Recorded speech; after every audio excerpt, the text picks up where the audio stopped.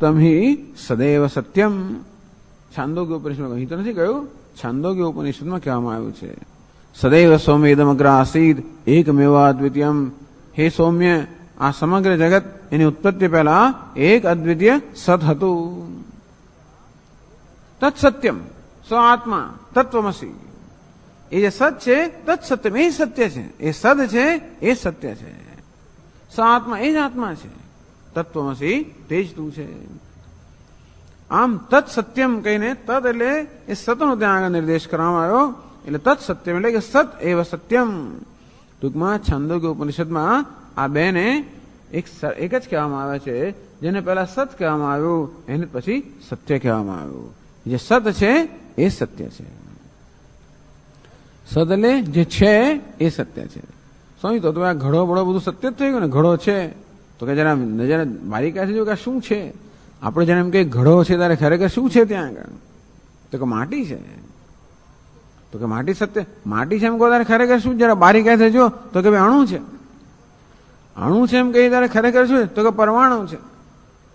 એમ ખરેખર શું છે જયારે જો હું ઘડો છે એમ કહું છું ત્યારે ખરેખર શું છે? તો કે અસ્તિત્વ જ છે, બીજું કઈ નથી ત્યાં. અસ્થિભાતે પ્રિય જ છે. એટલે ખરેખર જે છે એ છે પણ કહેવડાવવાની યોગ્યતા કોણ ધરાવે છે? આ ઘડો છે એમ કહેવાની યોગ્યતા ધરાવતો નથી. માટી છે એવી યોગ્યતા ધરાવે છે. મૃત્તિકાય તેવ સત્ય. ઘડાને માટીના દ્રષ્ટાંતમાં આમ તો ઘડો જેને કારણે છે માટી, એ માટી છે માટે ઘડો છે. એટલે માટી છે કહેવાની યોગ્યતા ધરાવે છે, ઘડો નહીં. તો માટી પણ બીજા કશાને કારણે છે, અણુને કારણે. અણુ છે કહેવાની યોગ્યતા ધરાવે છે, માટી નહીં. અણુ પણ બીજા કશાને કારણે છે, પરમાણુ.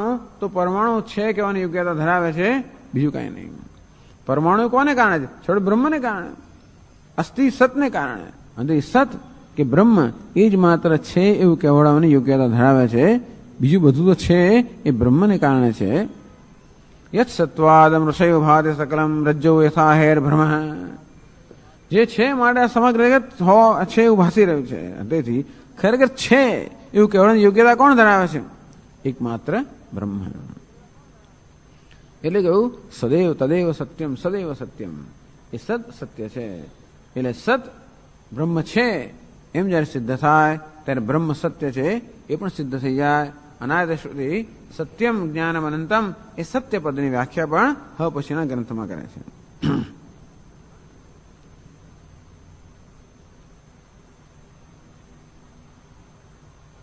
તસ્માત સત્વોક્ત્ય એવ સત્યત્વ ઉચ્યતે. અને બ્રહ્મનું સત્વ હોવાપણું બ્રહ્મ છે એવું કહેવાથી જ બ્રહ્મ સત્ય છે એ સિદ્ધ થઈ જાય છે. આગળ કહે છે ભાષ્યમાં કથમ એવમર્થતા અવગમ્યતે અસ્ય ગ્રંથસ્ય શબ્દાનુગમાત અનેનૈવ હિ અર્થેન અન્વિતાની ઉત્તરાણી વાક્યાની તત્સત્યમિત્યાચક્ષતે.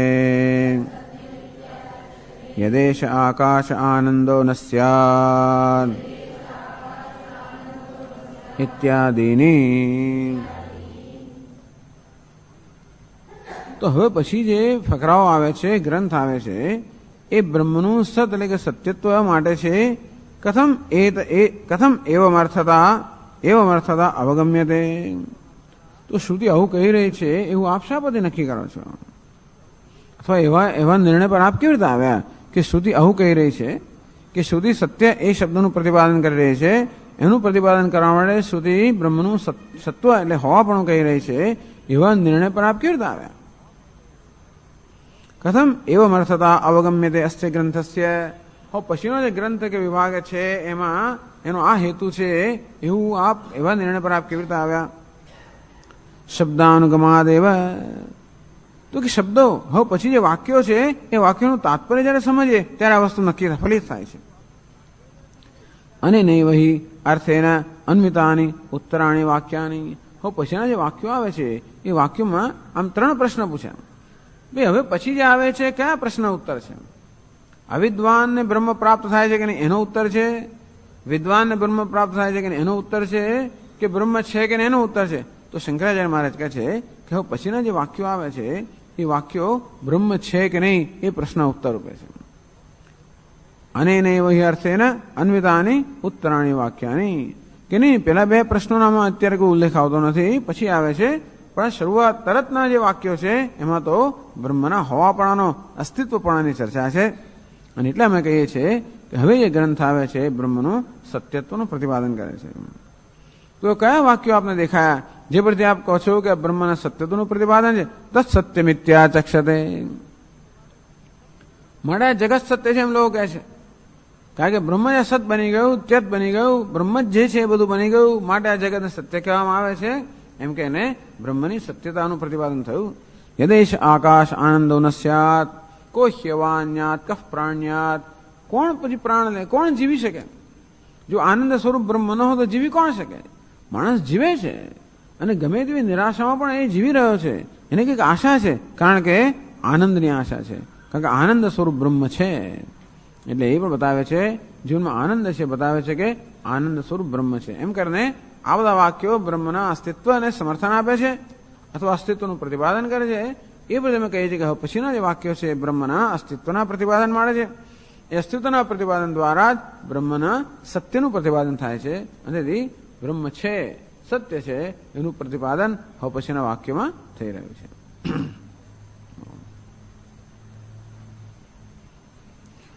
ઓમ પૂર્ણમદઃ પૂર્ણમિદં પૂર્ણાત પૂર્ણમુદચ્યતે પૂર્ણસ્ય પૂર્ણમાદાય પૂર્ણમેવાવશિષ્યતે.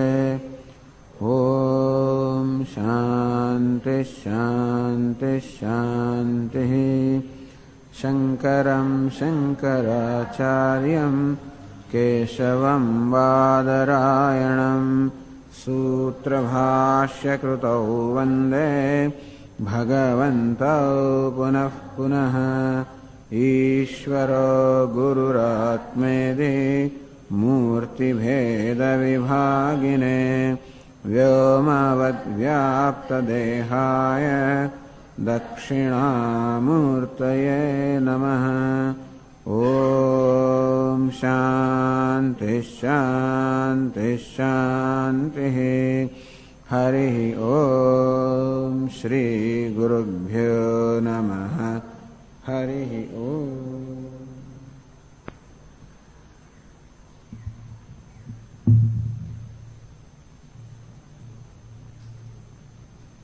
ಅಥಾತೋನು ಪ್ರಶ್ನಾಃ ಉತಾ ವಿದ್ವಾನ್ ಮಂ ಲೋಕಂ ಪ್ರೇತ್ಯ ಕಶ್ಚನ ಗಚ್ಚತಿ. આહો વિદ્વાન અમુમ લોકમ પ્રેત્ય કશ્ચિત સમશ્નુતાઓ. તો અનુપ્રશ્નાર્થાત ગુરુજીએ જે ઉપદેશ આપ્યો એને અનુસરીને પ્રશ્નો જન્મ્યા કે બ્રહ્મ સર્વસામાન્ય છે, સર્વનો આત્મા છે, સમગ્ર જગતનું કારણ છે, ઉપાદાન કારણ છે, અને તે સર્વત્ર સમાન રીતે વિદ્યમાન છે. અવિદ્વાનનો અજ્ઞાનીનો પણ આત્મા છે, તેમજ જ્ઞાનીનો પણ આત્મા છે. અને કોઈ પક્ષપાત રહિત હોવાને કારણે જ્ઞાની અને અજ્ઞાની માટે સમાન હોવું જોઈએ. તો પછી જ્ઞાની બ્રહ્મજ્ઞાન પ્રાપ્ત કર્યા પછી જો બ્રહ્મને પ્રાપ્ત કરતો હોય તો પ્રશ્ન એ થયો કે અજ્ઞાનીનો પણ બ્રહ્મ આત્મા છે, તો પછી પ્રેત્ય મૃત્યુ પછી અજ્ઞાની શું બ્રહ્મને પ્રાપ્ત કરે કે ના કરે? આપ જો એમ કહો કે ન કરે તો પ્રશ્ન એ થાય કે જો અજ્ઞાનીનો આત્મા હોવા છતાં પણ અજ્ઞાની બ્રહ્મને પ્રાપ્ત ન કરે, બ્રહ્મ આત્મા જ છે, અને છતાં પણ બ્રહ્મને જો મૃત્યુ પછી પ્રાપ્ત ન કરતો હોય તો એ જ્ઞાનીનો પણ આત્મા છે, જ્ઞાની પણ પ્રાપ્ત કરે કે ના કરે? એવો પ્રશ્ન થયો. બે પ્રશ્નો ઉપસ્થિત થયા. અને અસન્નેવ ભવતી અસદ બ્રહ્મેતિ વેદ છે. જે બ્રહ્મ નથી એવું માને છે એ સ્વયં નથી બરોબર બની જાય છે. અસ્તિ બ્રહ્મેતિ ચેદ વેદ સંતમેનમ તતો વિદૃતિ. બ્રહ્મ છે, પરમાત્મા છે એવો જેના જીવનનો સ્વીકાર છે એ પણ છેવટે બ્રહ્મ બની જાય છે. એને બ્રહ્મ ગણવામાં આવે છે, સત્પુરુષ ગણવામાં આવે છે, અને છેવટે બ્રહ્મ ગણવામાં આવે છે. આવું જ્યારે કહેવામાં આવ્યું ત્યારે બ્રહ્મ નથી એવી પણ શંકા જન્મી શકે. એટલે આમ તો જે નાસ્તિક છે એની નિંદા કરી, આસ્તિક છે એની સ્તુતિ કરી, એમ કરીને શ્રુતિએ કહ્યું તો ખરું જ કે બ્રહ્મ છે. અને છતાં પણ કેમ બ્રહ્મ છે એવું જાહેર તો કરવામાં આવ્યું, છતાં પણ એનું શું કારણ, શા કારણથી આપ કહો છો કે બ્રહ્મ છે, એ કારણ જાણવા માંગનારો શિષ્ય પૂછી રહ્યો છે કે બ્રહ્મ છે કે નહીં. બ્રહ્મના અસ્તિત્વના પ્રતિપાદનમાં શું કારણો છે? આ રીતે 3 પ્રશ્ન કહેવામાં આવ્યા. પહેલો પ્રશ્ન એ થયો કે બ્રહ્મ છે કે નહીં, હોય તો એના અસ્તિત્વમાં શું એના શું કારણો છે, શા પરથી આપ કહો કે બ્રહ્મ છે. બીજું એ કે અજ્ઞાની મનુષ્ય મૃત્યુ પછી બ્રહ્મને પ્રાપ્ત કરે કે નહીં.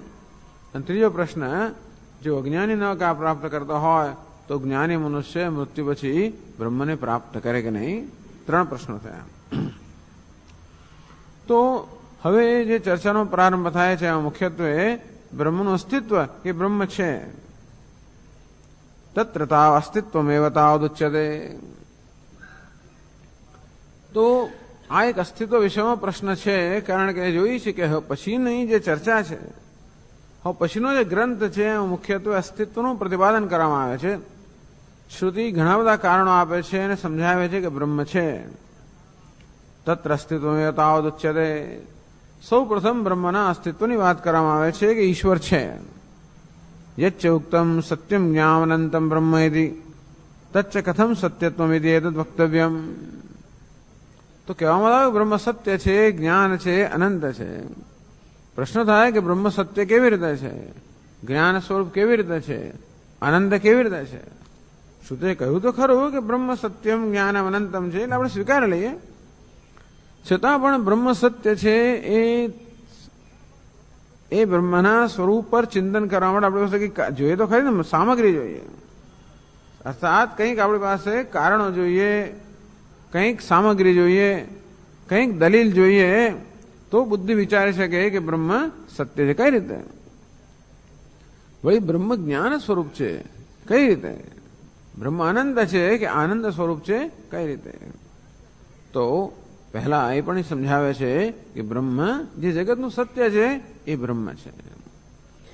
જો કहीं સત્યત્વનું પ્રતિપાદન થતું નથી, માત્ર સત અર્થાત અસ્તિત્વનું પ્રતિપાદન થાય છે કે બ્રહ્મ છે, એ જ કહેવામાં આવે છે.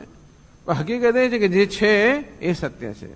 ટૂંકમાં જગતમાં જો કોઈ વસ્તુ હોય અથવા હોય એવું કહી શકાય તો એક જ છે, અને તે છે સત્ય, બ્રહ્મ. બીજી બધી વસ્તુને છે એમ કહેવામાં આવે છે, પણ એ તો આપણો ખાલી ખ્યાલ જ છે. જેમ ગઈકાલે ચર્ચા કરી તેમ આ ઘડો છે આપણે કહીએ ખરા, પરંતુ ખરેખર ઘડાનું છે પણ તો માટીને કારણે છે. એટલા જગ્યાએ ઘડો છે એમ કહેવા કરતા માટી છે એમ જ કહેવું જોઈએ. અને જે કાર્ય છે ખરેખર કારણ પર જ આધારિત છે, અને જગતમાં જે કંઈ છે એ કાર્ય જ છે. જેને કારણ માનીએ છીએ જેમ કે માટી, એ પણ છેવટે કાર્ય કશાક બીજાનું કાર્ય છે, એ બીજામાંથી ઉત્પન્ન થયેલું છે, એ વળી ત્રીજામાંથી ઉત્પન્ન થયેલું છે. આમ દરેક વસ્તુ એક મૂળ કારણ પર આધારિત છે. એ મૂળ કારણ છે બ્રહ્મ, અથવા એને જે છે એમ કહેવાય. ખરેખર એના છેપણાને કારણે બીજા બધાને છેપણું છે. એનો હોવાપણાને માટી છે માટે ઘડામાં હોવાપણું છે, ને એ ઘડામાં હોવાપણું ના હોત. અને તે રીતે સમગ્ર જગતને ખરેખર સત્તા કે અસ્તિત્વ પ્રદાન કરનાર એને જ આપણે મુખ્ય અર્થમાં છે એમ કહી શકીએ. એટલે જે છે એ જ સત્ય છે. એટલે હોવાપણું એ જ સત્યનું મુખ્ય લક્ષણ છે. હોવાપણું અર્થાત ત્રણેય કાળમાં કે કોઈ પણ અવસ્થામાં જેનો બાધ ન થાય, એને આપણે ખરેખર છે કહીએ. દરેક સમયે, દરેક સ્થળે, કોઈ પણ સમયે, કોઈ પણ સ્થળે અને કોઈ પણ સંજોગોમાં જે હોય, અર્થાત જેના અસ્તિત્વનો બાધ ન થઈ શકે, એ જ ખરેખર અર્થમાં છે એમ કહેવાય. અને એવું એક જ છે ને તે બ્રહ્મ. તેથી બ્રહ્મ સત છે, અને વળી અબાધિત હોવાને કારણે સત્ય પણ છે. જે સત્ય છે એ જ સત્ય. સદૈવ સત્યમિતિ તસ્માત સત્વોક્ત્યા એવ સત્યત્વમ ઉચ્યતે.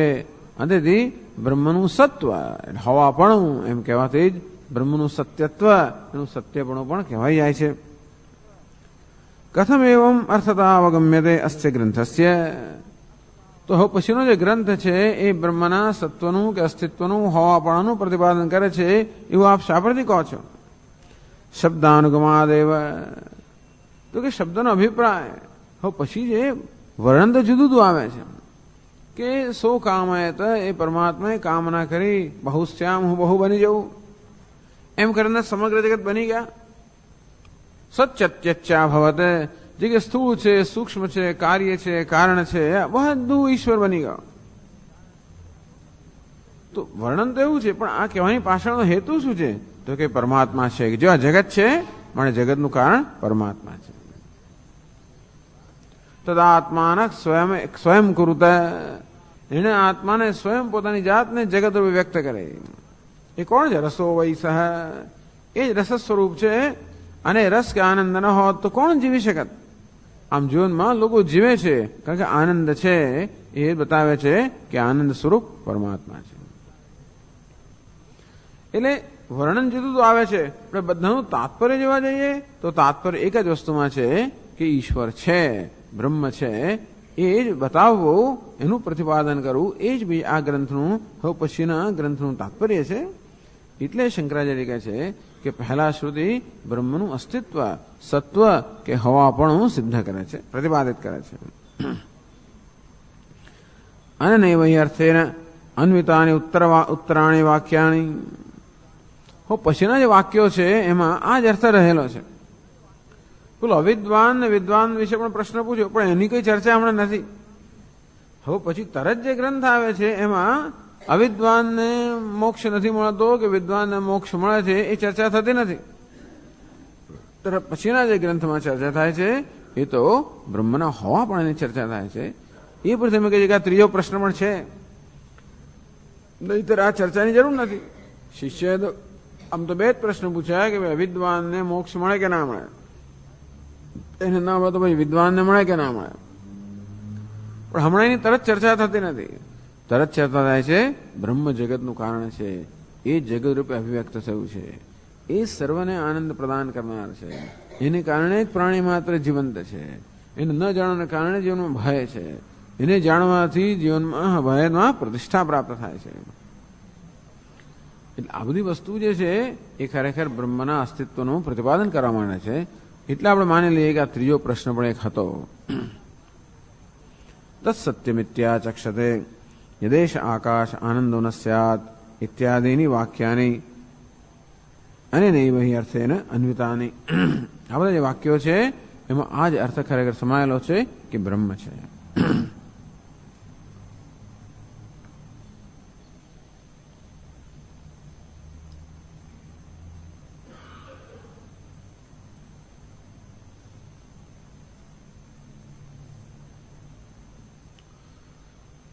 તો આ પ્રકારે હવે પછીના જે ગ્રંથ એટલે હવે પછીનો જે વિભાગ આવે છે એનું શું તાત્પર્ય છે કહ્યું કે બ્રહ્મના સત્વનું પ્રતિપાદન કરવું એનું તાત્પર્ય છે એમ કહ્યા પછી હવે ગ્રંથને ભાષ્યકાર એની ભાષ્યની વ્યાખ્યા કરવા માંગે છે. વ્યાખ્યા કરતા પહેલા એ કઈ શંકાનો ઉત્તર આપે છે એ પહેલા બતાવે છે કે શા માટે ગ્રંથ છે. તો કહે છે તત્ર અસદેવ બ્રહ્મ ઇતિ આશંક્યતે.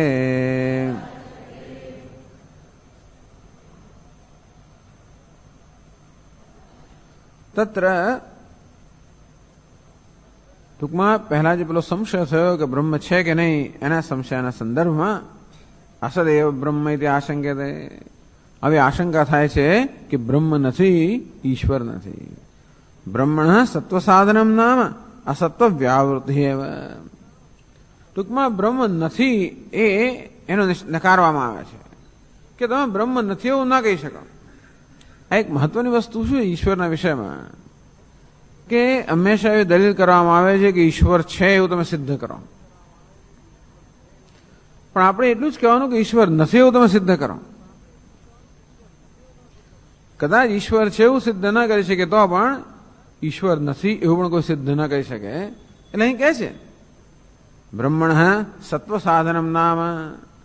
આ બ્રહ્મ સત્ય સત્વ છે, અસ્તિત્વ ધરાવે છે, સત સ્વરૂપ છે, બ્રહ્મ છે, એ સિદ્ધ કરવાનું એક જ એ પ્રતિપાદન કરવાનું એની પદ્ધતિ કઈ છે.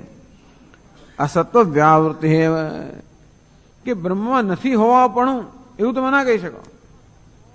બ્રહ્મ નથી એવું કહેવાનું પણ તમારી પાસે કોઈ કારણ નથી. કદાચ બ્રહ્મને મેં તમારી સામે લાઈન બતાવી ના શકીએ. જ્યારે એમ કહે કે બ્રહ્મ છે બતાવો, સિદ્ધ કરો.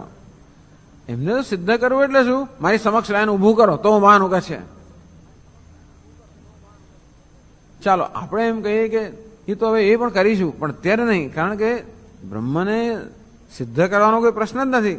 બ્રહ્મ જરૂર, બ્રહ્મનું અસ્તિત્વ હોવા પણ સિદ્ધ થાય જ, તો જ એ ખરેખર ખાતરી થઈ શકે. એટલે વાસ્તવમાં બ્રહ્મ છે કે બ્રહ્મ છું એ પોતાના અનુભવનો વિષય બને એમાં કોઈ શંકા જ નથી. પરંતુ હું બ્રહ્મ છું એ મારા અનુભવનો વિષય બને એ પહેલા બ્રહ્મ છે એવું સ્વીકારવાની જરૂર પડે છે. તો બ્રહ્મ છે ઈશ્વર, એને ઈશ્વર જ છે, બીજું કાંઈ નહીં. આપણે જયારે કહીએ બ્રહ્મ છે એટલે બ્રહ્મ જ છે, ઈશ્વર જ છે, એ પહેલા સ્વીકારવાની જરૂર પડે છે. એ સ્વીકારને આપણે એ સત્યને કે એ સમજને કે એ શ્રદ્ધાપૂર્વક જીવન ઉતારીએ. જો સર્વ ઈશ્વર જ હોય તો જીવન કેવું હોવું જોઈએ? જીવનમાં કેવા મૂલ્યો હોવા જોઈએ? ઈશ્વર જ હોય, બીજું કંઈ પણ ન હોય તો ભાઈ જીવનમાં કેવું મૂલ્ય હોવું જોઈએ? સર્વત્ર સમતા હોવી જોઈએ, રાગ દ્વેષ ન હોવા જોઈએ, આ બધું ન હોવું જોઈએ. તો અત્યારે મારામાં રાગ દ્વેષ વગેરે ઘણું છે, કારણ કે મને ઈશ્વર દેખાતો નથી. પણ જ્યારે શ્રદ્ધાપૂર્વક સ્વીકારું કે જે કંઈ છે ઈશ્વર જ છે, એ જ નિયતિ, એ જ વ્યવસ્થા, એ જ ઓર્ડર સર્વત્ર છે, એ સર્વનું સંચાલન કરી રહ્યો છે, એ સર્વ નિયમ રૂપે અભિવ્યક્ત થયો છે, એને કારણે જગતની ઘટનાઓ બની રહી છે. એ સર્વજ્ઞ છે અને સર્વશક્તિમાન છે, અને માટે જે કંઈ જેવું ને જ્યાં બની રહ્યું છે એ યોગ્ય છે. અને તેથી મારું જીવન પણ એ સંવાદિતા કે વ્યવસ્થાને અનુરૂપ હોવું જોઈએ. તો જ્યારે આપણે કહીએ કે ઈશ્વર છે ત્યારે એમાંથી આ બધી વસ્તુઓ ફલિત થાય છે. ઈશ્વર હોય તો પછી કશી વસ્તુમાં ફરિયાદ કરવાનું કોઈ કારણ નથી. ઈશ્વર હોય તો એનો અર્થ એ તો કે ઈશ્વર જ સર્વ કરી રહ્યો છે, એ સંચાલન કરી રહ્યો છે. એનો અર્થ એ તો કે જે કંઈ છે, જેવું છે, જ્યાં છે એ યોગ્ય છે. સાથે સાથે મારું જીવન પણ કેવું હોવું જોઈએ? મારું જીવન પણ એ વ્યવસ્થાને, નિયતને, સંવાદિતાને અનુરૂપ હોવું જોઈએ. તો એટલે મારા જીવનમાં પણ ધર્મ હોવો જોઈએ, અધર્મનું સ્થાન નથી. એટલે ઈશ્વર છે એવો સ્વીકાર પહેલા કરવો પડે.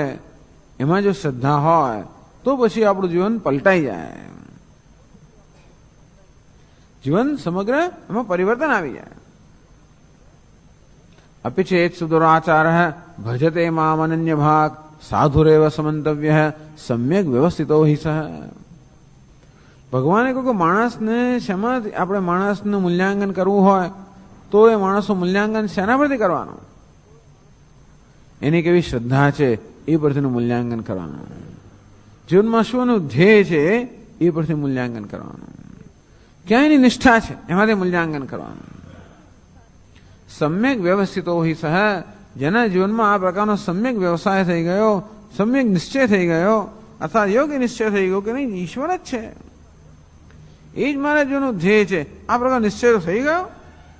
સાધુરેવ સમંતવ્ય, એનો નિશ્ચય સાધુ છે, મળ્યા મનુષ્ય પણ સાધુ છે.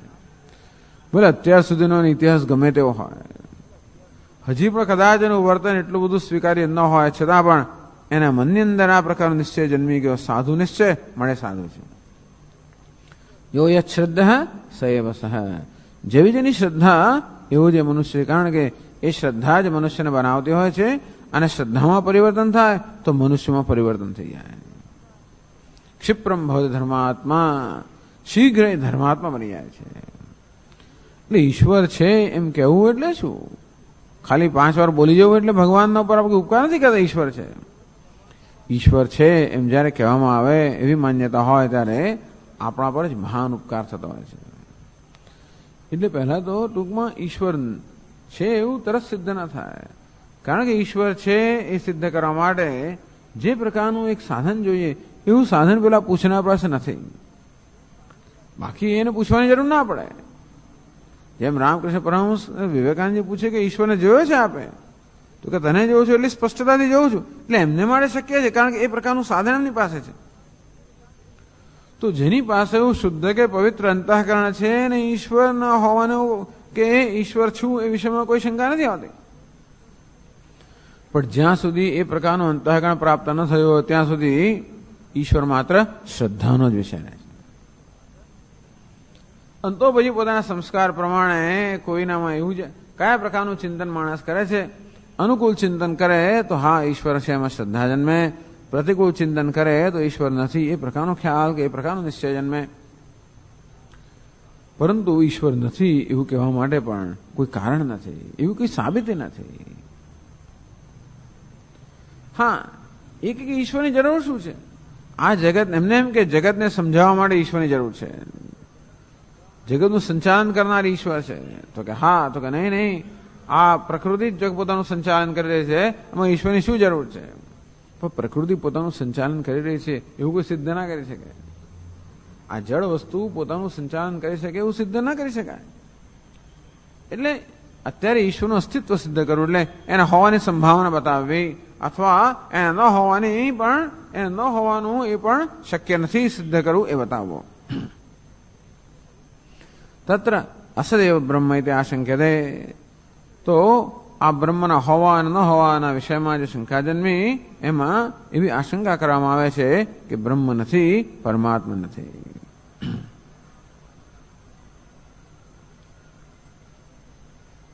કેમને પૂછે છે? કસ્માત યદસ્તે તદ્વિશેષતો ગૃહ્યતે યથા ઘટાદે યન્નાસ્તિ તન્નોપલભ્યતે યથા શશવિષાણાદે તથા નોપલભ્યતે બ્રહ્મ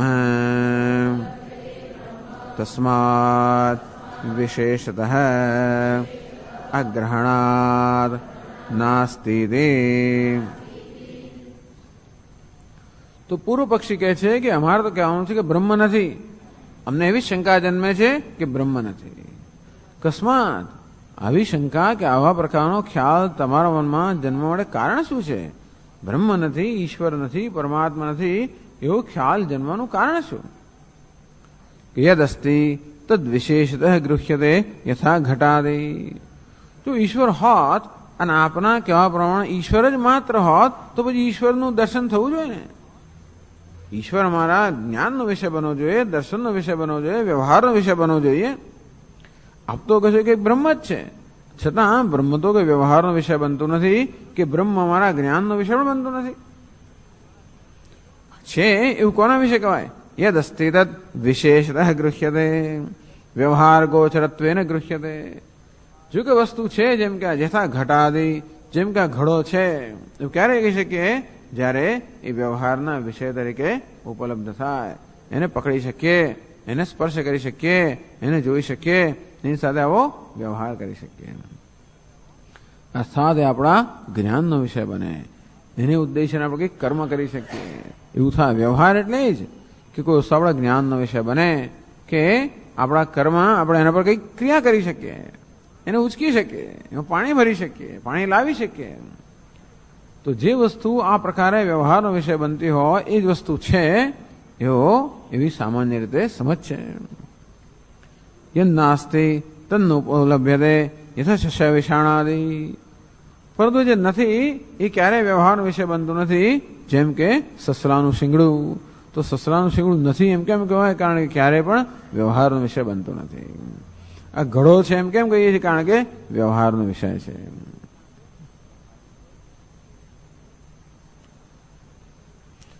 તથા ન ઉપલભ્યતે બ્રહ્મ. આ શંકા આગળ કરવામાં આવી છે, એની ચર્ચા પણ થઈ કે જે આપણા જ્ઞાનનો કે વ્યવહારનો વિષય નથી એ નથી એવું જ આપણે કહેતા હોઈએ છીએ. અથવા એ પ્રકારની આપણી સમજ હોય છે. બ્રહ્મ પણ વ્યવહારનો વિષય નથી. એટલે બે વસ્તુ વ્યવહારનો વિષય નથી. તે દિવસે વાત કરી લે આપણે કે સત્તા કે સત્યતા માટે આ ત્રણ શબ્દો વાપરવામાં આવે છે. એક તો પારમાર્થિક સત્તા, બીજી છે વ્યવહારિક સત્તા. અથવા તો એકને આપણે કહીએ કે સત્ય, બીજાને કહીએ મિથ્યા, ત્રીજાને કહીએ તુચ્છમ. સત્ય એટલે અબાધિતમ, ત્રણેય કાળમાં કે કોઈ પણ અવસ્થામાં જેનો બાધ ન થાય એનું નામ સત્ય. અર્થાત જેને હોવા માટે દેશ કાળ કે પરિસ્થિતિની આવશ્યકતા ન હોય એનું નામ સત્ય. જે પોતાના હોવા માટે કશા પર આધારિત નથી એનું નામ સત્ય. જે સ્વયં સિદ્ધ છે, જે સ્વયં સ્ફુરિત છે એનું નામ સત્ય, જે સ્વયં પૂર્ણ છે. બીજું મિથ્યા, જે જણાય છે ખરું પરંતુ જેનું હોવાનું બીજા કશા પર આધારિત છે. જે છે એમ જણાય છે પણ જેનું હોવાપણું બીજા પર આધારિત છે. જે ભાષે છે ખરું પણ જેનું ભાષવાપણું બીજા પર આધારિત છે. જે આપણને આનંદ આપતું જણાય છે ખરું, પરંતુ જેનું આનંદ આપવા પણ બીજા પર આધારિત છે, એને આપણે મિથ્યા કહીએ. જેમ કે આ સફરજન જેવું દેખાય છે ખરું, પરંતુ વાસ્તવમાં સફરજન નથી. આપણે એને મિથ્યા સફરજન કહીએ, કારણ કે આમાં સફરજન પણ નથી. તેવી રીતે જગતના બધા પદાર્થો મિથ્યા કહેવાય. મિથ્યા આ બીજી સત્તા થઈ, જે વ્યવહારનો વિષય છે પરંતુ અબાધિત નથી. સત્ય જેનો ક્યારે પણ બાધ ન થાય. મિથ્યા જે વ્યવહારનો વિષય બને, પરંતુ કહ્યું તે પ્રમાણે જેનું હવાપણું અન્ય પર આધારિત છે, અને તેથી જે એ અર્થમાં સત્ય નથી. એટલે એ જ રીતે જેમ કે આ ઘડો આપણે મિથ્યા કેમ કહીએ છીએ કે ઘડાની સમક્ષ ઘડાને તમે જુઓ અને આપણું ધ્યાન જો ઘડાના આકારમાંથી ઘડાનું જે કારણ છે એટલે કે માટી એના પર કેન્દ્રિત કરીએ તો આકાર આપણો જતો રહે છે. આ ઘડાનું ધ્યાન કરો તમે, એની સામે જોતા હો અને એના આકારને બદલે જે માટી છે એ માટી તરફ ધારો કે આપણું ધ્યાન કેન્દ્રિત કરીએ તો તમે જોજો કે આપણા મનમાંથી પેલો આકાર જતો રહે છે, માત્ર માટી જ રહી જાય છે. પણ જો આકારનું ધ્યાન કરવું હોય તો માટીનું ધ્યાન કરવું જ પડે. આ ઘડાના આકારનું ધ્યાન કરવું હોય તો માટી વગર આકારનું ધ્યાન થઈ શકે નહીં. જ્યારે જો માટીનું ધ્યાન કરવું હોય તો આકારના ધ્યાનની જરૂર નથી. એટલે આકાર કે નામ રૂપ છે એ માટી વગર ન સંભવી શકે, માટી પર આધારિત છે. જ્યારે માટી છે એ નામ રૂપ વગર પણ સંભવે છે, માટે માટી સત્ય છે અને નામ રૂપ મિથ્યા છે. એ જ સત્યને મિથ્યા સમજાવે છે. વાચારંભણમ વિકારો નામધેયમ મૃત્તિકા ઇત્યેવ સત્યમ. જો કે પછી એમ કે માટી પણ છે કારણ કે અણુ છે, પરમાણુ છે, એમ કરતા કરતા છેવટે એમ કહીએ કે કોઈ પણ વસ્તુ છે અસ્થિ ભાતિ પ્રિયમ. એનો અર્થ એ થયો કે અસ્થિ ભાતિ પ્રિય એના પર ધ્યાન કેન્દ્રિત કરીએ તો કોઈ નામરૂપ ત્યાં રહે જ નહીં. નામરૂપને હોવા માટે અસ્થિ ભાતિ પ્રિયની આવશ્યકતા છે. અસ્થિ ભાતિ પ્રિયને હોવા માટે નામરૂપની આવશ્યકતા નથી. પણ અસ્થિ ભાતિ પ્રિય સત્ય છે, નામરૂપ મિથ્યા છે. મિથ્યા અર્થાત આધારિત છે. આ બીજી સત્તા થઈ કે વ્યવહારનો વિષય છે ખરો, પરંતુ જે સ્વયં સત્તા ધરાવતું નથી. અને ત્રીજું જે ક્યારેય છે જ નહીં, કોઈ સંજોગોમાં નથી. જેમ કે શશ વિષાણ, સસલાનું શિંગડું. અત્યારે ભવિષ્યમાં સસલા જન્મે ખરા, શિંગડાવાળા કંઈ કહેવાય નહીં. આજકાલ જે બધું ચાલી રહ્યું છે વિજ્ઞાનની અંદર, એને કારણે ભવિષ્યમાં શું થશે કે શું કહેવાય જ નહીં. અત્યારે મારા માથા પરના શિંગડા, હું માનું છું વૈજ્ઞાનિક એવું તો ક્યારે નહીં કરે પોતાના માથા શિંગડા ઉગાડે, કદાચ એવું નહીં બને. નર વિષાણમ, મનુષ્યના માથા પરનું શિંગડું એ નથી. આમાં બે વસ્તુ વ્યવહારનો વિષય બનતી નથી. જે સત્ય છે એ પણ વ્યવહારનો વિષય નથી, અને તુચ્છ છે એ પણ વ્યવહારનો વિષય નથી. ખાલી મિથ્યા જ વ્યવહારનો વિષય છે. પરંતુ હંમેશા મિથ્યા જગતની અંદર વ્યવહાર કરવાની અંદર જ રચી પછી રહેલી આપણી બુદ્ધિ, જન્મો જન્મના એ પ્રકારના સંસ્કાર ધરાવનારી બુદ્ધિ મિથ્યાને સત્યતા આપી રહી છે. કારણ કે જે વ્યવહારનો વિષય હોય સત્ય હોય એ પ્રકારની એક સમજ આપણો દ્રઢ થઈ ગઈ છે. અને તેથી બ્રહ્મ વ્યવહારનો વિષય નથી, મારે સત્ય નથી.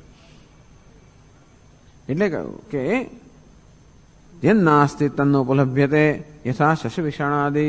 અને તેથી જેનું જે વ્યવહારનો વિષય નથી, જેનું જ્ઞાન થતું નથી, જે જ્ઞાનનો વિષય બનતો નથી એ નથી. જેમ કે શશ વિષાણ. તથા ન ઉપલભ્યતે બ્રહ્મ, તો બ્રહ્મ પણ ન ઉપલભ્યતે, એ પણ ઉપલબ્ધિનો જ્ઞાનનો કે વ્યવહારનો વિષય બનતું નથી. તસ્માત વિશેષતઃ અગ્રહણાત નાસ્તિ. અંતેથી એ વ્યવહારનો વિષય ન હોવાના કારણે અમે કહીએ છીએ કે બ્રહ્મ નથી. બસ આ જ ન હોવા માટેનું જગતનું આ જ કારણ છે. જ્યારે કોઈ પણ મનુષ્ય ઈશ્વરની સત્તાનો નકારે, એની પાસે એક જ કારણ છે કે ઈશ્વર હોય તો અમને દેખાતો કેમ નથી, જણાતો કેમ નથી, વાતો કેમ ના કરી શકો, હું ખવડો તો ખાતો કેમ નથી, બોલતો કેમ નથી, જવાબ કેમ નથી આપતો, હું પ્રશ્ન પૂછું છું ઉત્તર કેમ નથી આપતો. અને વાત સાચી પણ છે. એવી ઝંખના થાય એવું નથી થતું માટે નથી. તો ક્યાં તો મને એવું થતું નથી માટે ઈશ્વર નથી, અથવા એવું નથી થતું એટલે મારામાં કઈ ફેરફારની જરૂર છે. બે રીતે આપણે જોઈ શકીએ ને. ઈશ્વર વ્યવહારનો વિષય નથી માટે નથી, અથવા ઈશ્વર સાથે વ્યવહાર કરવાની મારી યોગ્યતા પ્રાપ્ત કરવી જોઈએ, એનો તે જ થયો. તમારે ભાઈ ક્વીન એલિઝાબેથને મળવું હોય તો કેમ લગર વગર જાઓ તો મળાય નહીં? એને મળવું હોય તો વ્યવસ્થિત થઈને જવું પડે. એને માટે 15 દિવસ ટ્રેનિંગ લેવી પડે કે કેવી જાતના કપડાં પહેરવા, કેમ ચાલવું, કેમ બોલવું. એમાં 1 સેકન્ડ જ એની સામે ઉભા રહેવાનું. તોય પણ તેવી રીતે ઈશ્વર સાથે વ્યવહાર કરવો હોય એના માટેની તૈયારી કરવી પડે, યોગ્યતા પ્રાપ્ત કરે, ઘણી બધી ટ્રેનિંગ લેવી પડે. 15 દિવસ નહીં પણ 15 જન્મ ટ્રેનિંગ લેવી પડે, ત્યારે એની સમક્ષ ઉભા રહેવાય. અને તેથી ઈશ્વર વ્યવહારનો વિષય નથી, એ તમારા માટે નથી. આ શસ્ય વિષાણ કોઈને માટે વ્યવહારનો વિષય નથી.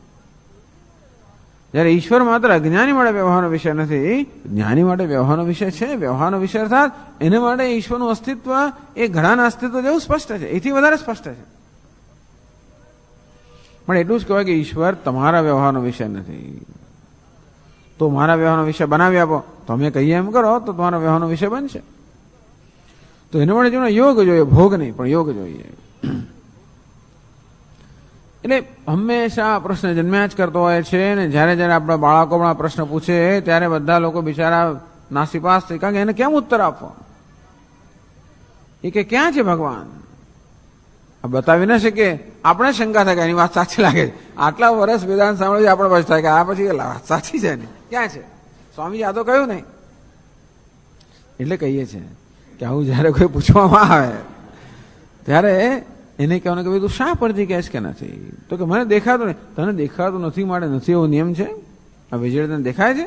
નથી દેખાતી. તો વીજળી છે એવું શા પરથી કહે છે? કારણ કે બલ્બ તો પ્રકાશ છે માટે વીજળી છે. એટલે ઘણીવાર કાર્ય પરથી આપણે કારણનું અનુમાન કરતા હોય છે. એવું કોઈ નિયમ જ નથી કે બધી વસ્તુ આપણા પ્રત્યક્ષ જ્ઞાનનો વિષય બને કે બધી વસ્તુ આપણા વ્યવહારનો સીધે સીધો વિષય બને. એ કારણ આપણા વ્યવહારનો વિષય ઘણી નથી બનતું. ઘણી સૂક્ષ્મ વસ્તુઓ હોય છે જેને આપણે જોઈ શકતા નથી કે સીધી અનુભવી શકતા નથી. એનો અર્થ નહીં કે નથી. આ તો બધી દલીલો પછી ઘણી દલીલો થાય. તો જોયું નથી એટલે નથી એવું કોણે કહ્યું? તે તારા દાદાને જોયા છે કે નથી જોયા એટલે નથી એવું માનવાનું? હવે આ વેપાર 10 પ્રશ્નો તો પૂછી નાખવાના એટલે પછી એની પાસે કોઈ ઉત્તર ના રહે. બસ આમાં એવું છે ને કે જેવો પ્રશ્ન એવું જ ઉત્તર. એના પ્રશ્નની જે પ્રકારની આપણે તો અમે જેમ કહીએ છીએ ને કે આ ખંડ આ હોલની અંદર અત્યારે બધા પ્રકાર વિવિધ ભારતનું સંગીત છે. કોણે કહ્યું? મને સંભળાતું નથી માટે નથી એવું કોણે કહ્યું? તને સંભળાતું નથી માટે નથી એમ કેમ કહેવાય? જ્યાં ટ્રાન્ઝિસ્ટર લઈ આવો, એને બરોબર વેવ લેન્થ ને મીટર પર ટ્યુનઅપ કર તો સંભળાશે. તારા કાનને ટ્યુનઅપ કરવાની જરૂર છે માટે સંભળાતું નથી. એ નથી માટે સંભળાતું નથી એમ નહીં, પરંતુ એ સાંભળવા માટે તારી તૈયારી નથી. એ રીતે સમજાવવાની જરૂર છે, બીજી કોઈ રીત નથી. અંતો પછી એ ઈશ્વરને જાણવા માટે, વ્યવહાર કરવા માટે, જોવા માટે જે તૈયારીની જરૂર છે એ માટે તૈયારી કરે. તો એ જ કહે છે, આગળ કહ્યું અહીં પણ એ રીતે ઉત્તર આપે છે.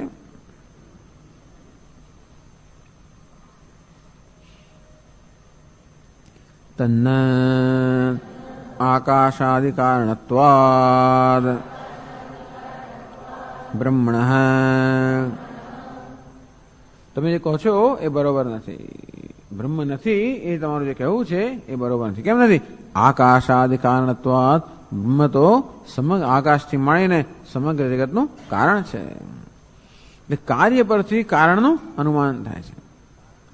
કાર્ય એટલે કે ઉપજ, વિકાર આપણા પ્રત્યક્ષ જ્ઞાનનો વિષય છે. જેમ કે પંખો ફરે છે, અત્યારે વીજળી છે કેમ કહી શકાય?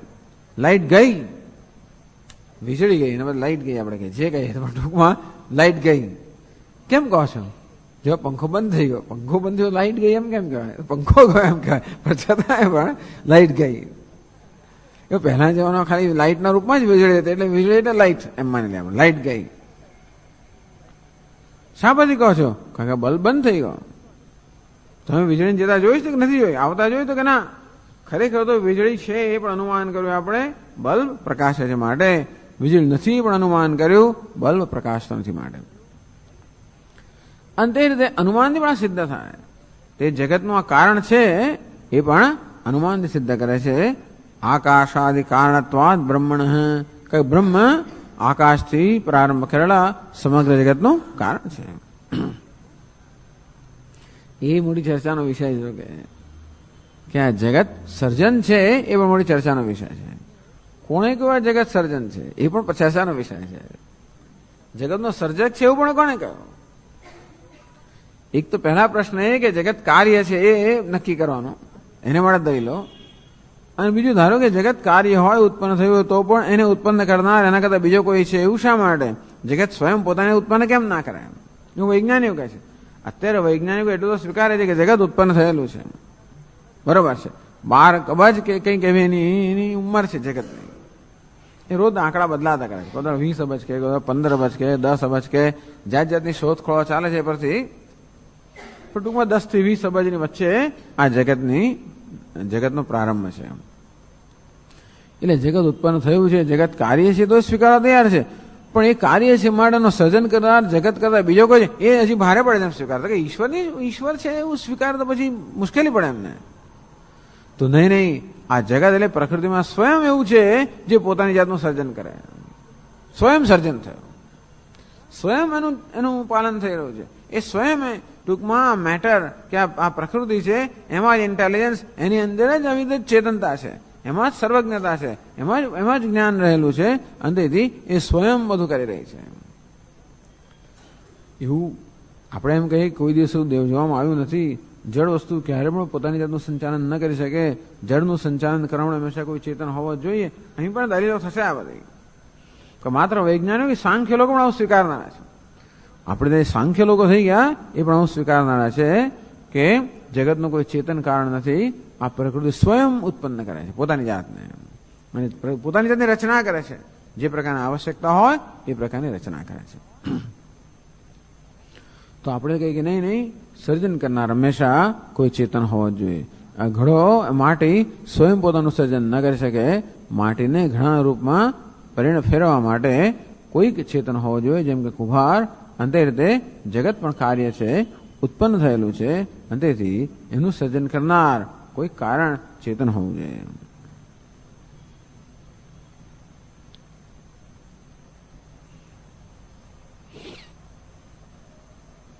તો કહે છે ન નાસ્તિ બ્રહ્મ, બિલકુલ આગળ તન્ન એનો જ વિસ્તાર કરે છે. ન નાસ્તિ બ્રહ્મ, બ્રહ્મ નથી એવું નથી. બ્રહ્મ એટલે બ્રહ્મ છે એવું કહેવાના બદલે બ્રહ્મ નથી એવું નથી. એ કહે છે કે અમને તો એવો નિર્ણય થાય છે કે અમારા મનમાં એવી જાતનો ખ્યાલ જન્મે છે કે બ્રહ્મ નથી. તો કે નહીં, બ્રહ્મ નથી એવું નથી. કહે છે કસ્માત આકાશાદિ સર્વં કાર્યમ બ્રહ્મણો જાતમ ગૃહ્યતે યસ્માચ્ચ જાયતે કિંચિત તદસ્તિ ઇતિ દૃષ્ટમ લોકે યથા ઘટાંકુરાદિ કારણમ મૃદ્બીજાદિ તસ્માત આકાશાદિ કારણત્વાદ અસ્તિ બ્રહ્મ.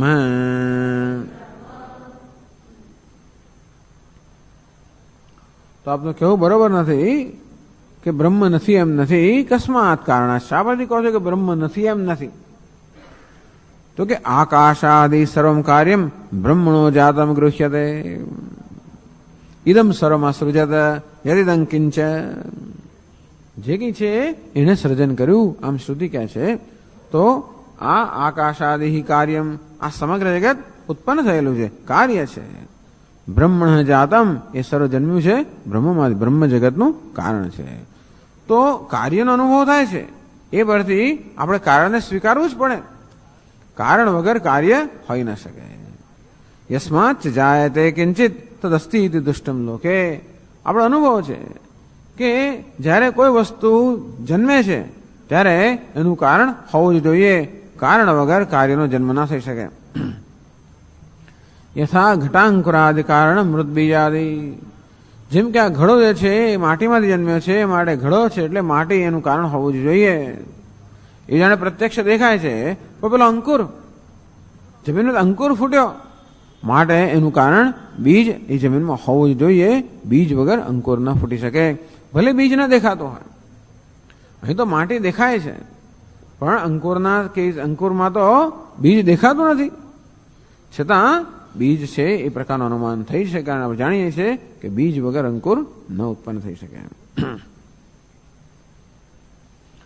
લોકે કિંચિત યદ યસ્માદ જાયતે તદસ્તે વૈદ દુષ્ટમ યદ ભાવકાર્યમ તત્સદુપાદાનકમ ઇતિ વ્યાપ્તિ નિષ્કર્ષ. ટૂંકમાં હંમેશા કોઈ વસ્તુ કશાકમાંથી કઈ વસ્તુ જન્મે, શૂન્યમાંથી કશું સર્જન થાય નહીં. આપણે એમ કહીએ ખરા કે સ્વામી શૂન્યમાંથી સર્જન કર્યું, એવું આપણે કહીએ છીએ. એમણે શૂન્યમાંથી સર્જન કર્યું. કદાચ એવું કહેવાય કશું જ નહોતું અહીંયા આગળ, જંગલમાં મંગલ થઈ ગયું. શૂન્ય નહોતું એમ તો ના જ કહેવાય. ભાઈ શૂન્ય હતું નહીં, અહીં કશું નહોતું, ક્યાંક તો કશું હતું ને. આ મકાનો શૂન્યમાંથી ઉભા નથી થયા. ક્યાંક ઈંટો હતી ને ક્યાંક સિમેન્ટ ને ક્યાંક ફલાણું બધું હતું, ત્યાંથી અહીંયા લાવ્યા. એ સિવાય અંદર મગજમાં તો કશું હતું જ. આ સર્જન કરે શૂન્યમાંથી સર્જન કહેવાય એમ કરીને આપણે એની પ્રશંસા કરી છે. વાત સાચી, સારી છે. કોઈ શૂન્યમાંથી સર્જન થાય જ નહીં. સર્જન થવા માટે હંમેશા કશું કારણ હોવું જ જોઈએ. યદ ભાવ કાર્યમ તત્સદ ઉપાદાનકમ, એટલે કે જે કોઈ કાર્ય, જે કોઈ પદાર્થ છે, હવાપણું ધરાવે છે, એનું કોઈક નક્કર કારણ હોવું જોઈએ. નક્કર જે પદાર્થ નક્કરતા ધરાવે છે એનું કોઈ નક્કર કારણ હોવું જોઈએ. યસ્માચ્ જાયતે કિંચિત તદસ્તે દુષ્ટમ લોકે.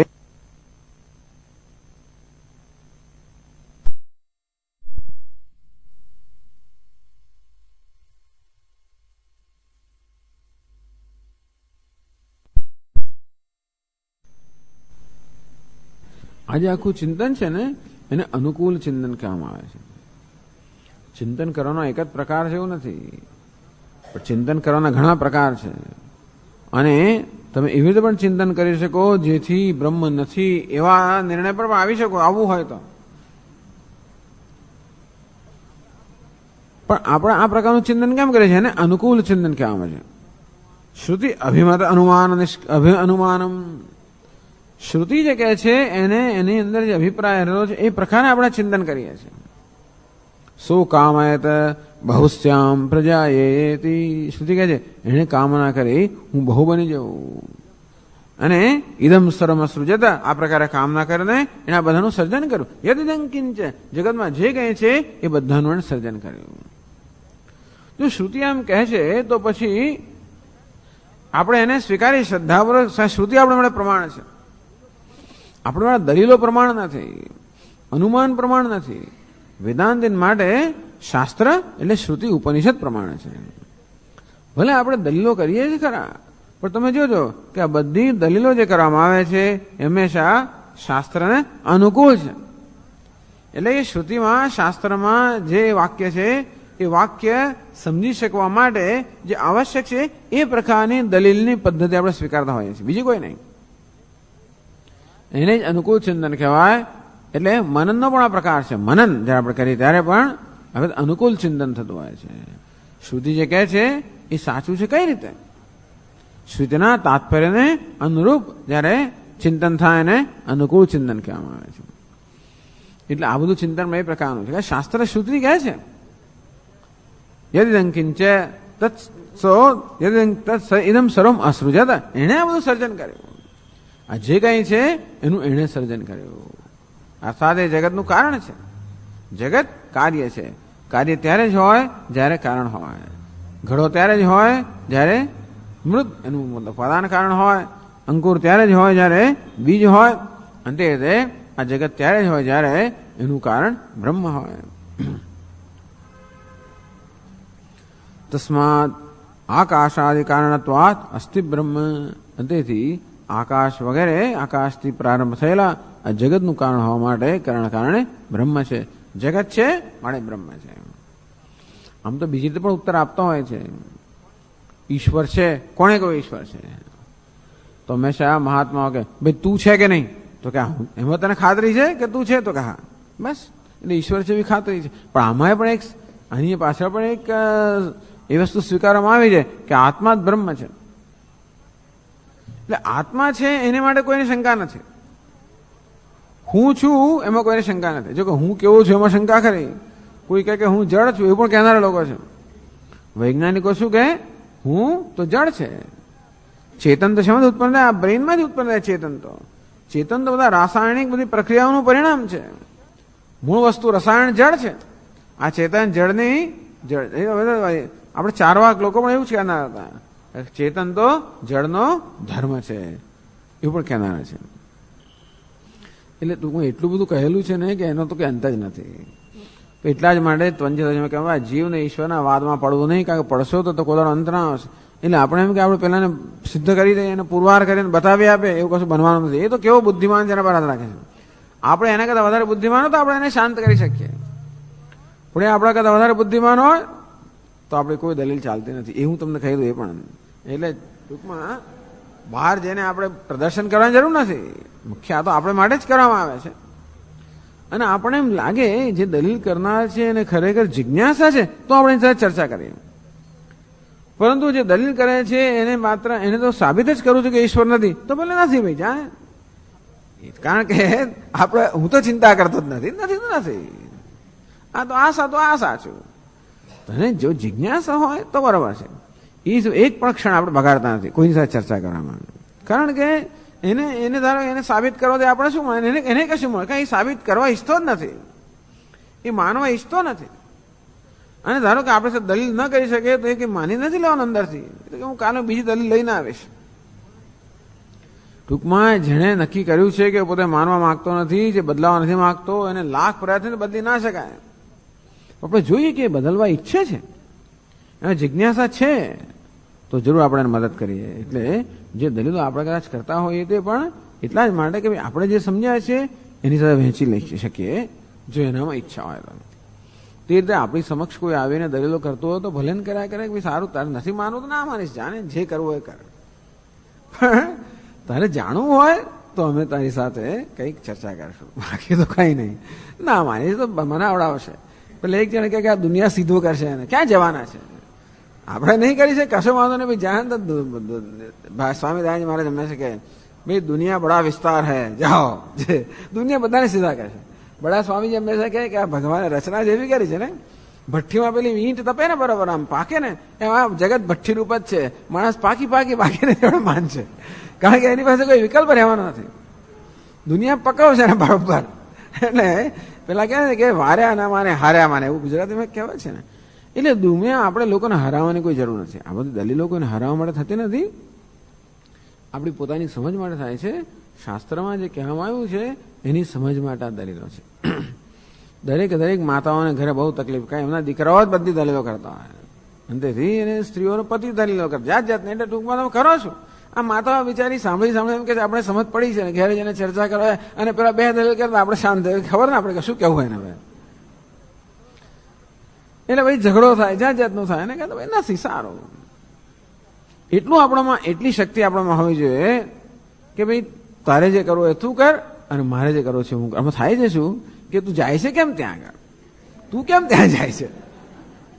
કારણ કે સ્ત્રીઓને અહીંયા આ દેશમાં સ્વતંત્રતા નથી. એટલે પુત્ર કહેતો જ જઈ શકે, પતિ કહેતો જ જઈ શકે, ફલાણું કહેતો જ જઈ શકે, આખી દુનિયા એને કહે તોય જઈ શકે, બિચારી જઈ ના શકે. એટલે આપણે બધાને સમજાવવા પડે ભાઈ તારે ના સમજ ના સમજીશ.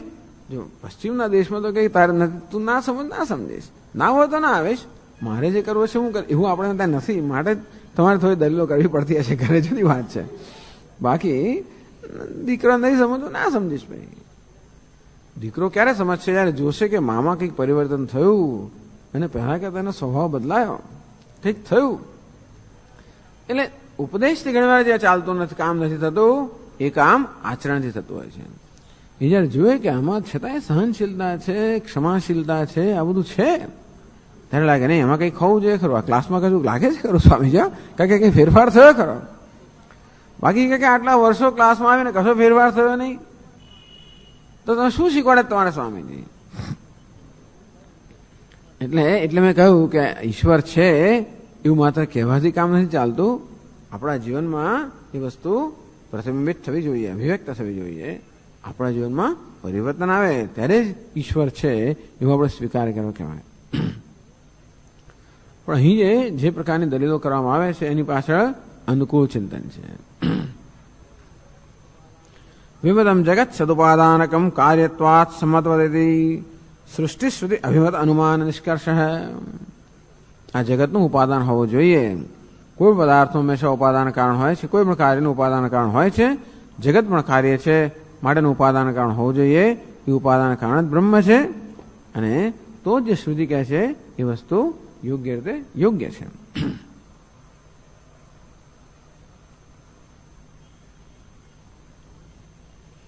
કોઈ કે હા અમે સ્વીકારી તો છે કે જગતનું કારણ છે. પાછા બે ચેમ્પિયન લોકો છે. એ શું કહે? જગતનું કારણ તમે સ્વીકારીએ છીએ પણ એ કેવું છે? શૂન્ય છે. એવું કહેનારા લોકો પણ છે. જગત જન્મેલું છે બરોબર, એનું કારણ પણ છે, પણ કારણ કેવું છે? અસત અર્થાત શૂન્ય એનું કારણ છે. તો એને માટે કહે છે ન ચ અસતઃ જાતમ કિંચિત ગૃહ્યતે લોકે કાર્યમ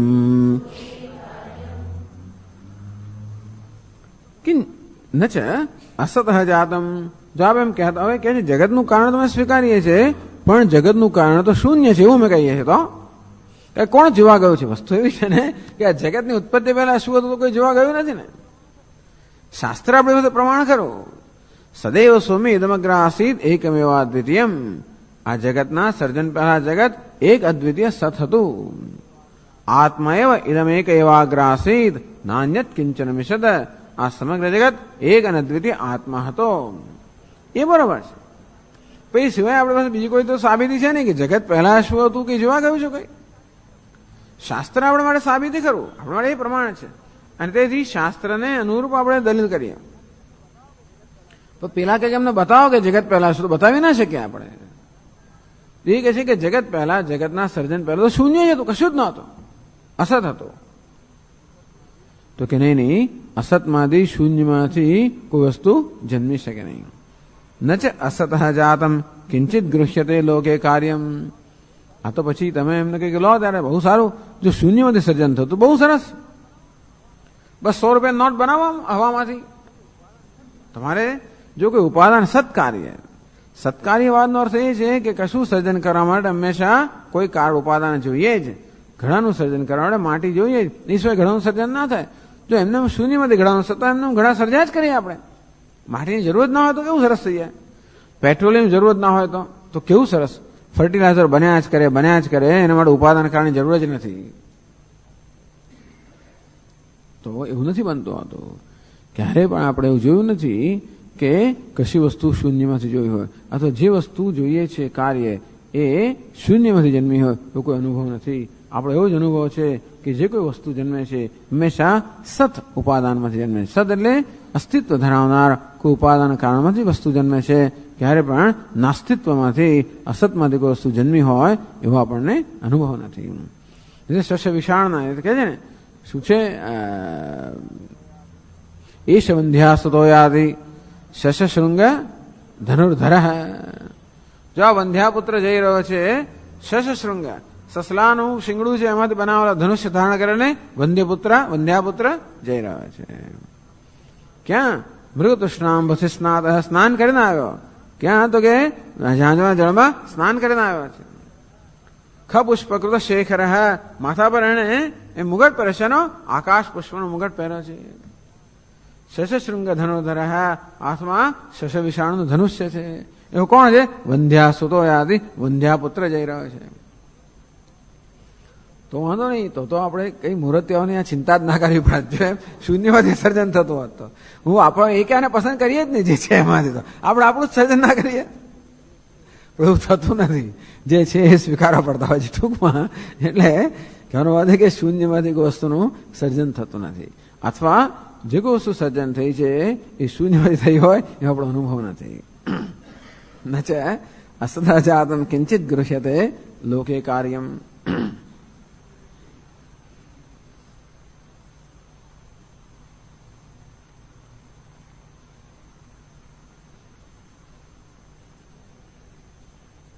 પછી આગળ કહે છે એ કે ભલે તમારો અનુભવ ના હોય, જગતમાં તમે જે કંઈ જુઓ છો એ બધું સતમાંથી જન્મેલું છે, કોઈ નક્કર વસ્તુમાં જન્મેલું છે, પણ જગત પણ એ જન્મ એવું કેવી રીતે કહી શકાય?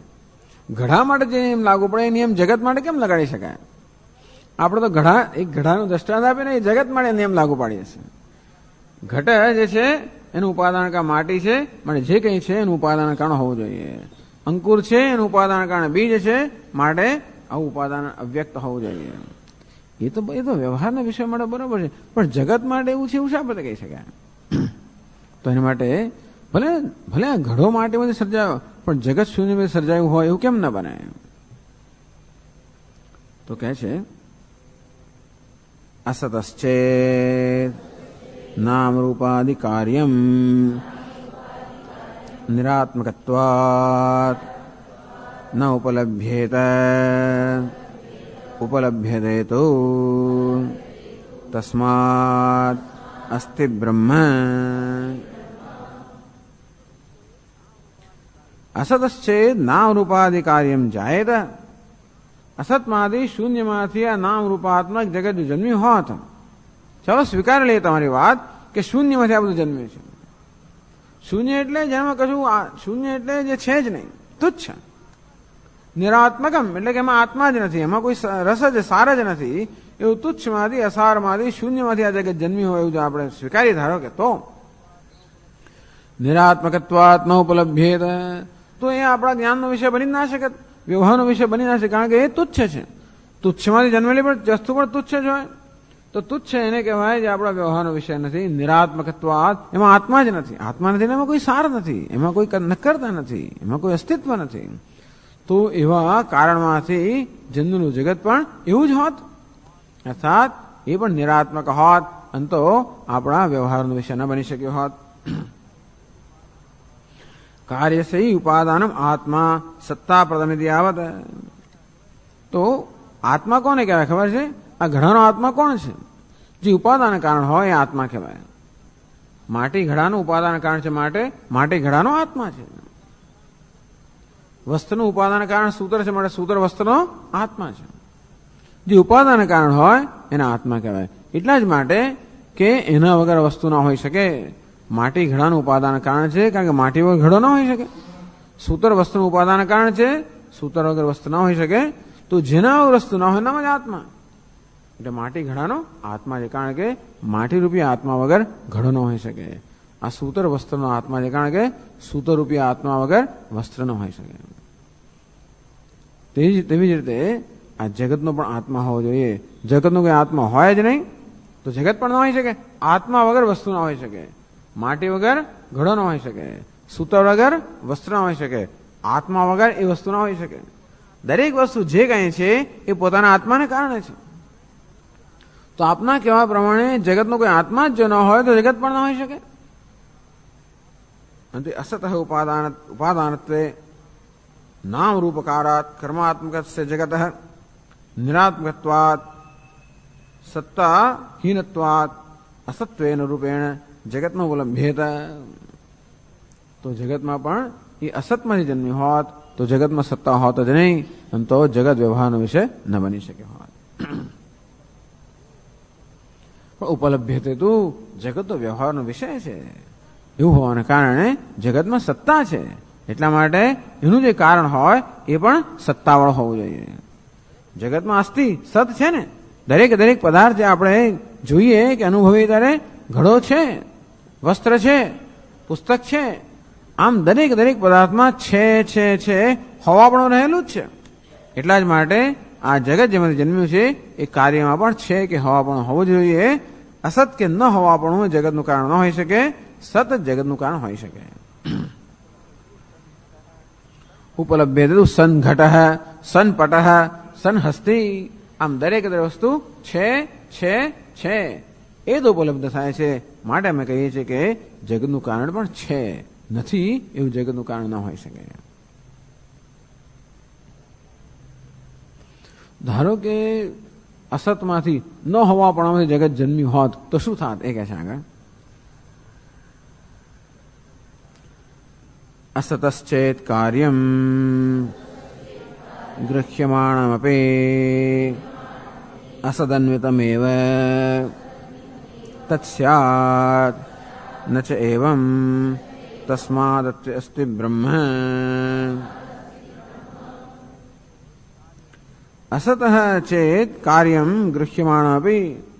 ધારો કે એમ કહો કે જગત અસતમાંથી શૂન્યમાંથી જન્મ્યું છે, અને જેનો આપણો અનુભવ થાય છે જગત શૂન્યમાંથી જ જન્મ્યું છે, ચાલો તો પણ વાંધો નહીં, એવું સ્વીકારી લઈએ ક્ષણભર. તો પણ એક બીજો નિયમ એવો છે કે કાર્યમાં હંમેશા ઉપાદાન કારણ રહેલું જ હોય.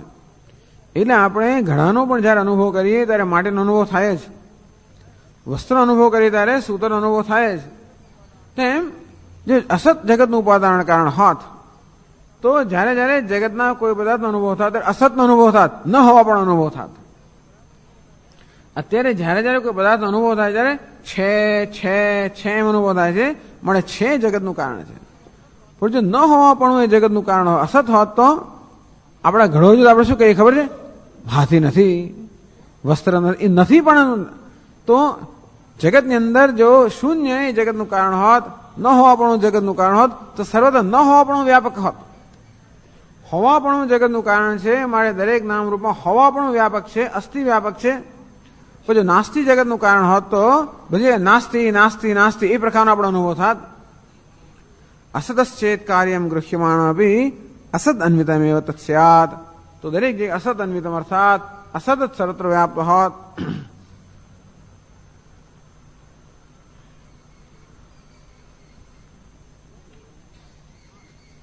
ન છે એવમ તસ્માદ અસ્તિ બ્રહ્મ. આપણે મહત્વનું છે કે ક્યારે નથી એવું આપણે જ્ઞાન થતું નથી, છે એવું જ જ્ઞાન થતું હોય છે. ભલે આપણે કહીએ હાથી નથી એમ કહીએ ખરા, પણ અહીં હાથી નથી તો અહીં એટલે કે આ ટેબલ પર હાથી નથી, ટેબલ તો છે એવું જ્ઞાન થાય છે, પછી કહે કે હાથી નથી. હાથી નથી એમ કહીએ ત્યારે પણ મનમાં એક સત્ય હાથી જે છે એ પહેલા એનો વિચાર આવે, પછી આપણે નકારીએ કે નથી. ટૂંકમાં હંમેશા આપણો બધો વ્યવહાર સત કે હોવાપણામાં જ રહેલો છે, એમાં જ રૂટેડ એટલે કે એમાં જ હંમેશા રહેલો છે. ક્યારે પણ વ્યવહાર અસતમાં હોતો જ નથી. આપણી બુદ્ધિ ક્યારે પણ અસત કે ન હોવાપણું ચિંતન કરી જ ના શકે. ખરેખર બુદ્ધિ હંમેશા છેનું જ ચિંતન કરી શકે, એના સંદર્ભમાં જ કશું કે અમુક વસ્તુ નથી. અનુપલબ્ધિને પ્રમાણ ગણીએ છીએ, પણ અનુપલબ્ધિ કશાકના સંદર્ભમાં છે. અને તેથી જગત છે એટલું તો આપણે યશ જગતને એટલો આપી શકીએ, બીજું વધારે નહીં. ભલે ને મિથ્યા પણ છે તો ખરો. એટલે મિથ્યામાં 100% નાખી દેવા જેવી વસ્તુ નથી. મિથ્યામાં પણ સત્યનો અંશ તો રહેલો જ હોય, કારણ કે સત્યરૂપી અધિષ્ઠાન વગર મિથ્યા પણ સંભવી ના શકે. આપણે કહીએ આ એમ સર્પ, આ સાપ છે, ભલે સાપ ત્યાં નથી પણ છે, પણ જે છે સાપનું એ રજ્જુના ભારી છે. આ પણ જે સાપનું છે પણ રજ્જુના ભારી છે. અને તેથી આ છે એટલું રજ્જુનો અંશ છે, એના વગર સર્પ ના હોઈ શકે. અને એટલા જ મેં ગઈકાલે કહ્યું કે ગમે તું હળા જુઠ્ઠાણું હોય તો કંઈક તો સત્યનો અંશ હોવો જોઈએ, કંઈક તો હોવો જ જોઈએ.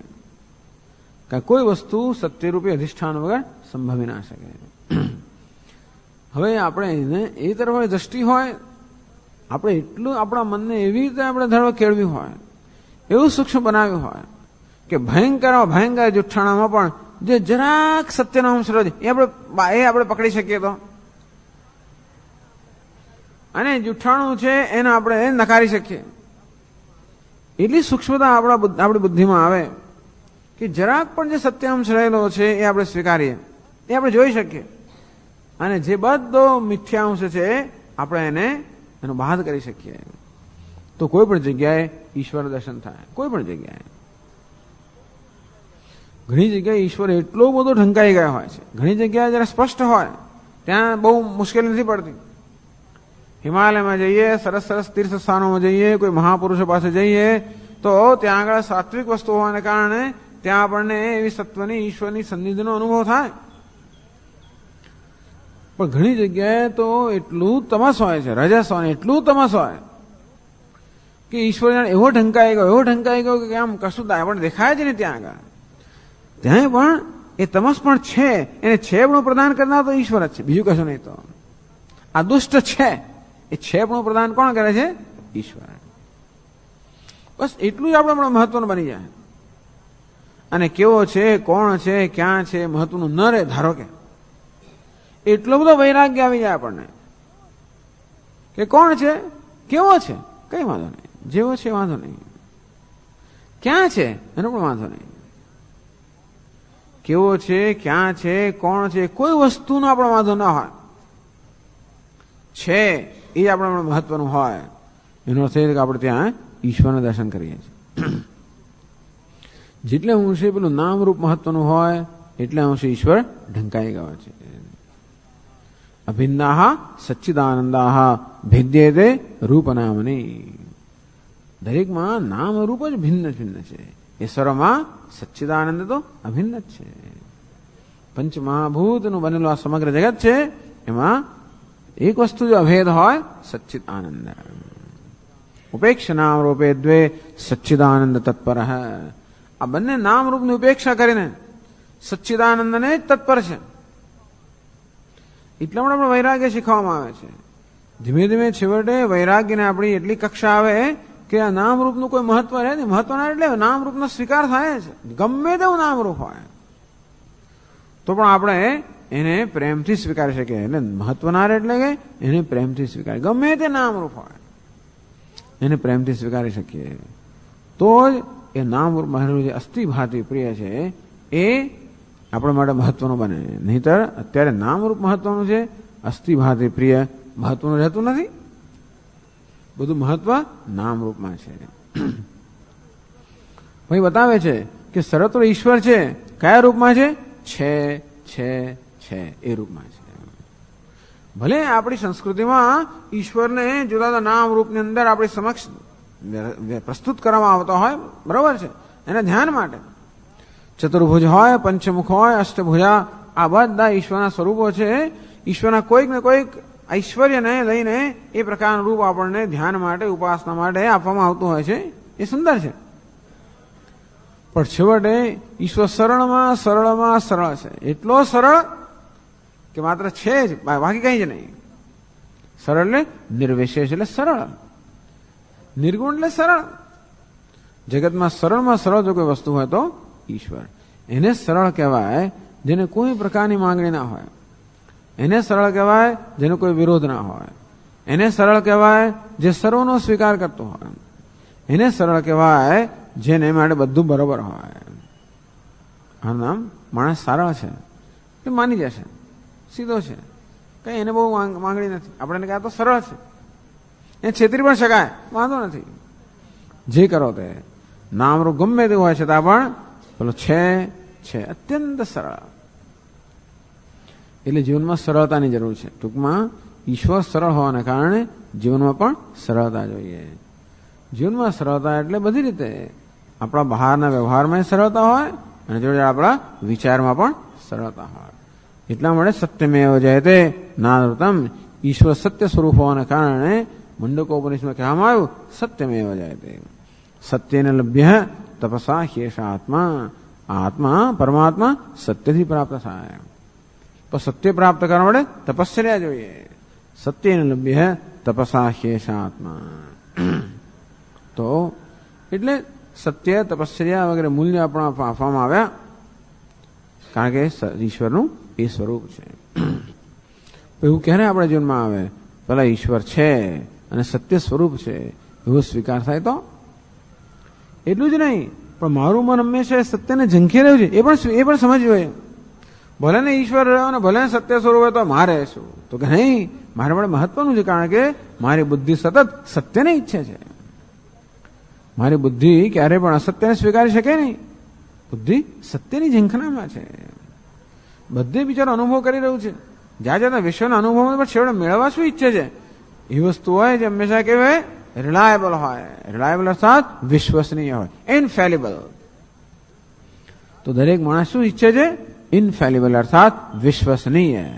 જેમાં કોઈ વ્યભિચાર ન હોય, તે વિશ્વસનીય હોય. તો આપણે દરેક અનુભવ એ શોધી રહ્યા છે. એક જ છે તે ઈશ્વર. અને તો એને પ્રાપ્ત કરવા માટે એ પ્રકારનું આપણું જીવન પણ હોવું જોઈએ. એના જેવા થઈએ તો પછી એને પામી શકીએ. એનાથી તદ્ વિપરીત રહીને એને પામી ના શકીએ. અહીં તો કહેવામાં આવ્યું કે અસતમાંથી, શૂન્યમાંથી જો જગત ઉત્પન્ન થયું હોત, નાસ્તિત્વમાંથી ઉત્પન્ન થયું હોત તો સર્વત્ર આપણો નથી એવો અનુભવ થાત. એવો અનુભવ થતો નથી. છે એવો જ અનુભવ થાય છે. માટે છે અર્થાત સતમાંથી જગતની ઉત્પત્તિ થઈ છે. તસ્માત અસ્તિ બ્રહ્મ. અંતેથી બ્રહ્મ છે.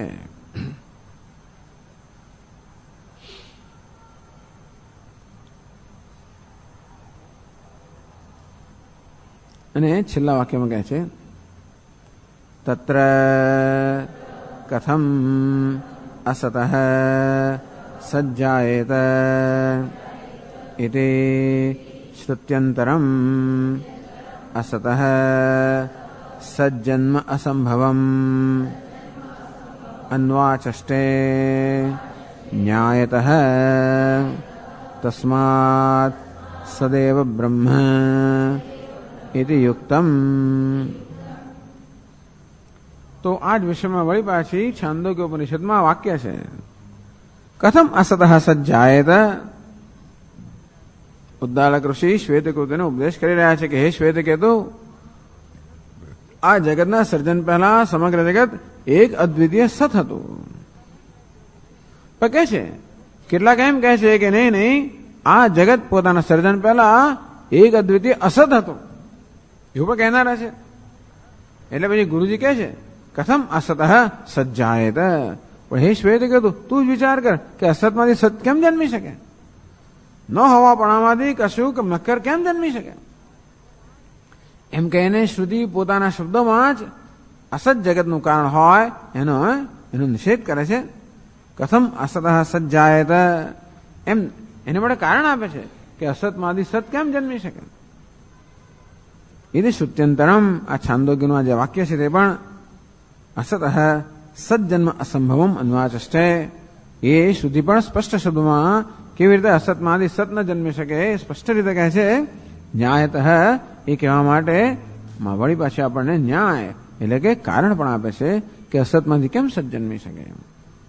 તસ્માત સદૈવ બ્રહ્મ ઇતિ યુક્તમ, તેથી યોગ્ય છે કે સત એવ બ્રહ્મ, જે બ્રહ્મ સત છે, બ્રહ્મ છે જ બ્રહ્મ છે અને બ્રહ્મ છે એ જ યોગ્ય છે. તો જ આગળ ચાલી શકીએ.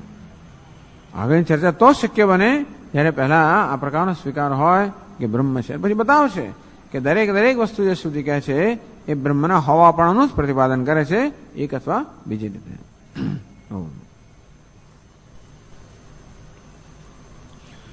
ઓમ પૂર્ણમદઃ પૂર્ણમિદં પૂર્ણાત પૂર્ણમુદચ્યતે પૂર્ણસ્ય પૂર્ણમાદાય પૂર્ણમેવાવશિષ્યતે. ઓમ શાંતિ શાંતિ શાંતિ.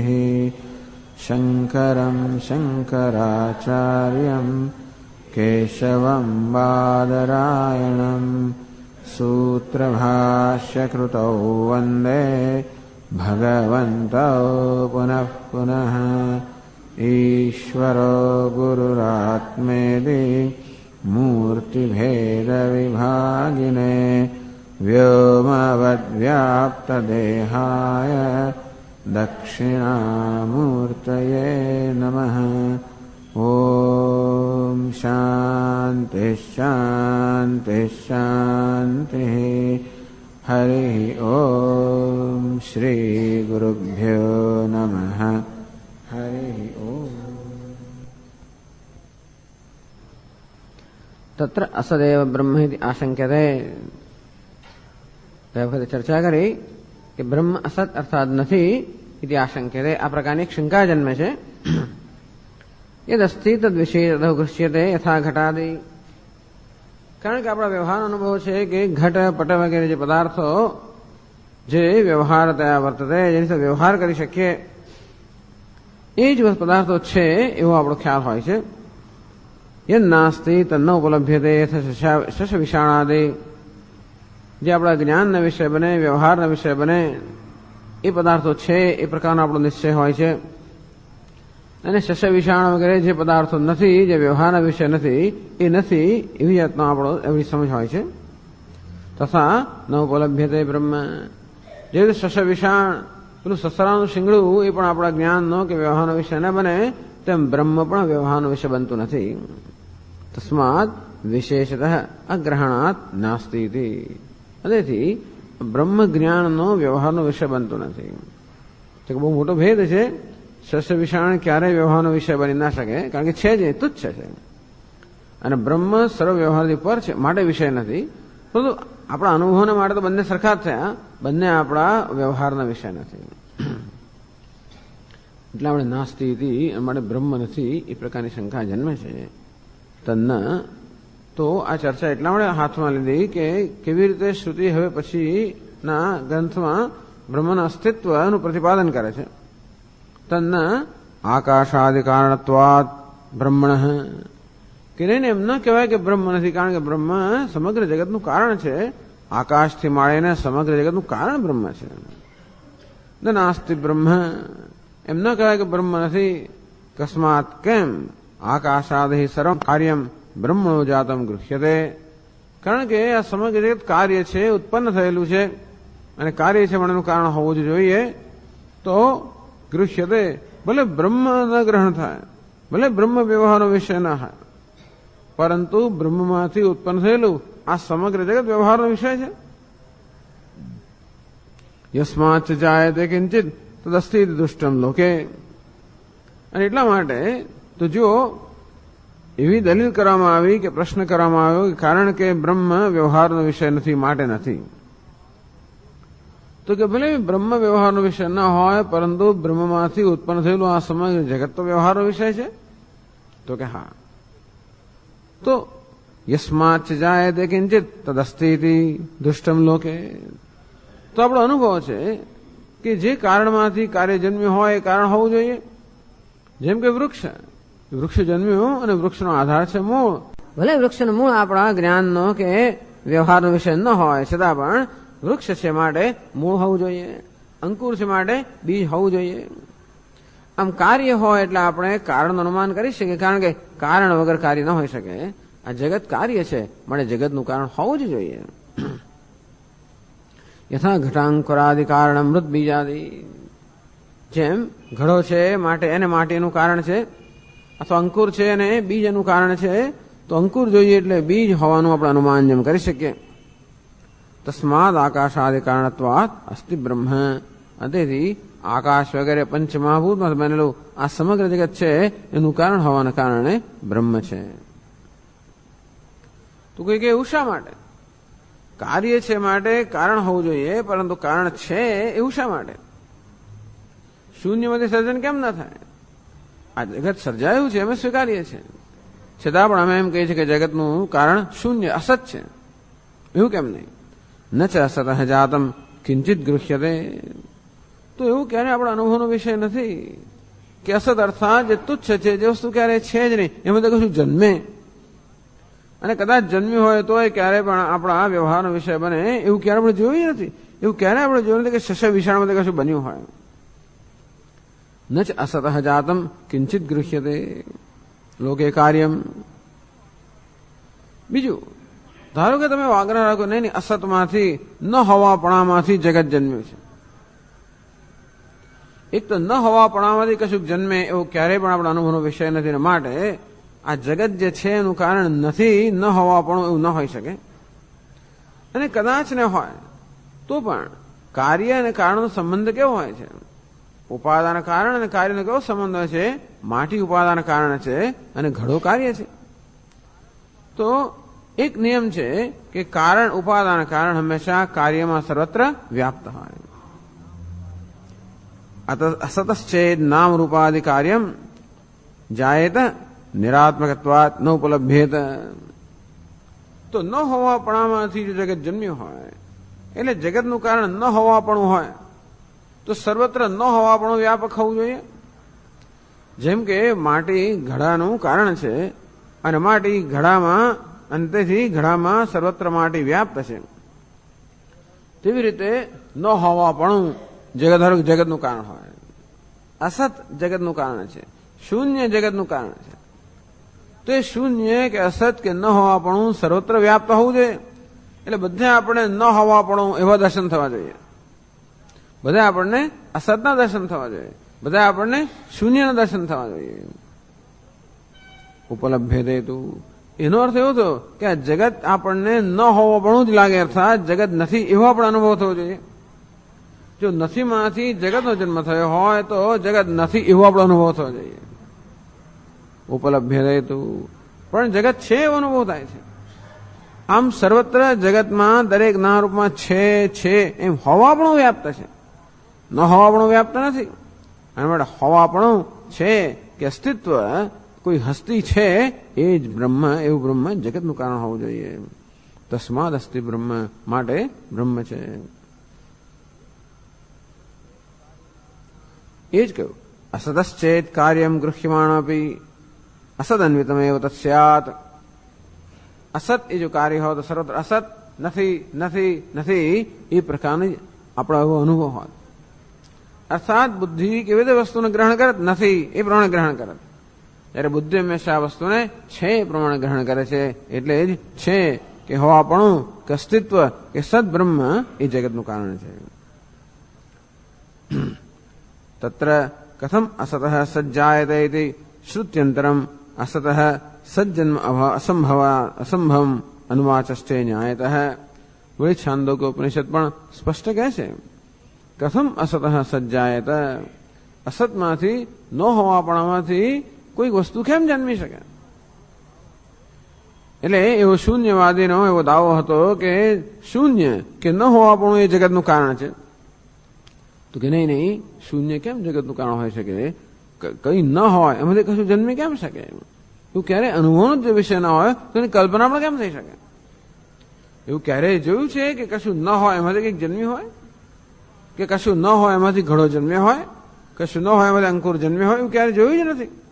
અંકુર માટે બીજની આવશ્યકતા હોય જ, ઘડા માટે માળીની આવશ્યકતા હોય જ, કોઈ પણ વસ્તુ માટે એના ઉપાદાન કાળની આવશ્યકતા હોય જ, એવો આપણો અનુભવ છે. અને તેથી ન હોવાપણામાંથી શૂન્યમાંથી જગત સર્જાયું હોય એવું કોઈ રીતે શક્ય નથી. તસ્માત સદૈવ બ્રહ્મ યુક્તમ, તેથી બ્રહ્મ છે એ જ યોગ્ય છે. કહ્યું ને અથાતો અનુપ્રશ્ન, આચાર્યના ઉપદેશના પરિણામે એને અનુસરીને જે પ્રશ્નો જન્મે એને અનુપ્રશ્ન કયા. અને શંકરાચાર્ય મહારાજે સમજાવ્યું કે 3 અનુપ્રશ્નો છે. આમ પ્રગટ રીતે 2 પ્રશ્ન જણાય છે. ઉતા વિદ્વાન અમમ લોકમ પ્રેત્ય કશ્ચન ગચ્છતિ. અવિદ્વાન અર્થાત અજ્ઞાની મનુષ્ય મૃત્યુ પછી શું બ્રહ્મને પામે છે? જો બ્રહ્મ સર્વનો આત્મા હોય તો અજ્ઞાની મનુષ્યનો પણ આત્મા છે. તેથી આ અજ્ઞાની મનુષ્ય મૃત્યુ પછી શું બ્રહ્મને પ્રાપ્ત કરે છે? આપ એમ કહેતો કે નહીં, નથી પ્રાપ્ત કરતો. આહો વિદ્વાન અહમ લોકમ પ્રેત્ય. તો વિદ્વાન તો વિદ્વાનનો પણ જે આત્મા બ્રહ્મ છે, વિદ્વાનનો પણ આત્મા બ્રહ્મ છે. પોતાનો આત્મા હોવા છતાં પણ અવિદ્વાન કે અજ્ઞાની મનુષ્ય જો બ્રહ્મને પ્રાપ્ત ન કરતો હોય તો પછી જ્ઞાની પુરુષ પ્રાપ્ત કરે ખરો? હા, પ્રગટ રીતે 2 પ્રશ્ન છે. પરંતુ શંકરાચાર્ય મારે સમજાવ્યું કે આ અનુવાગનો પ્રારંભ થયો અસન્નેવ ભવતી અસદ બ્રહ્મેતિ વેદ છે. તો અર્થવાદથી થયો કે બ્રહ્મ નથી એવી જાતનો નિર્ણય જેના જીવનમાં છે એ પણ નથી બરોબર જ છે. બ્રહ્મ છે એવો જીવન જેના નિર્ણયમાં છે એ સત્પુરુષ છે, એ છેવટે બ્રહ્મ છે. અને બ્રહ્મ ન હોવાપણાની એક સંભાવના સુધી પોતે જ વ્યક્ત કરે છે. એટલે શિષ્યને પ્રશ્ન થાય કે બ્રહ્મ છે? વાત તો સાચી જ છે. શ્રુતિ કહે છે કે બ્રહ્મ છે એવો જે સ્વીકાર કરે છે એનું જીવન સાર્થક થાય છે. અને માટે શ્રુતિ આ અર્થવાદ દ્વારા બ્રહ્મ છે એવું કહી તો રહી છે. છતાં પણ શા પરથી કહો છો કે બ્રહ્મ છે? અર્થાત બ્રહ્મના અસ્તિત્વ માટે કયા કારણો છે? એવું જાણે કે એક પ્રશ્ન અંદર સમાયેલો છે. એમ કરીને 3 પ્રશ્ન છે એ પ્રમાણે કહેવામાં આવ્યું. અને તો એ પણ સમજાવે છે ભાષ્યકાર કે સૌ પ્રથમ અવિદ્વાન કે વિદ્વાનની ગતિની વાત ઉપનિષદ કરતો નથી. પણ સૌ પ્રથમ જગતના સર્જનની વાત કરે છે, આનંદ સ્વરૂપ બ્રહ્મની વાત કરે છે, જીવનો ભય છે એની વાત કરે છે. એ દ્વારા બતાવે છે કે આ બધું છે એ પરથી સિદ્ધ થાય છે કે બ્રહ્મ છે. જગત છે મારે જગતનું કારણ હોવું જોઈએ, જગતનું કારણ બ્રહ્મ છે. આનંદ છે મારે આનંદનો સ્ત્રોત કે ઉદ્ભવ સ્થાન હોવું જોઈએ, આનંદ સ્વરૂપ બ્રહ્મ છે. ભય છે મારે ભયનું કારણ હોવું જોઈએ, ભયનું કારણ બ્રહ્મ છે. આ રીતે છે. હવે પછીનો જે ગ્રંથ છે એમાં જે પ્રકારની ચર્ચા છે એમાં બ્રહ્મના અસ્તિત્વનું પ્રતિપાદન છે. અને માટે એ પ્રશ્ન છે એનું પહેલું નિરાકરણ કરવામાં આવે છે અને પછી બીજા પ્રશ્નોનું નિરાકરણ થાય છે. તો આ તો નક્કી થયું કે બ્રહ્મ છે. હવે ભાષ્યમાં આગળ ચર્ચા કરે છે.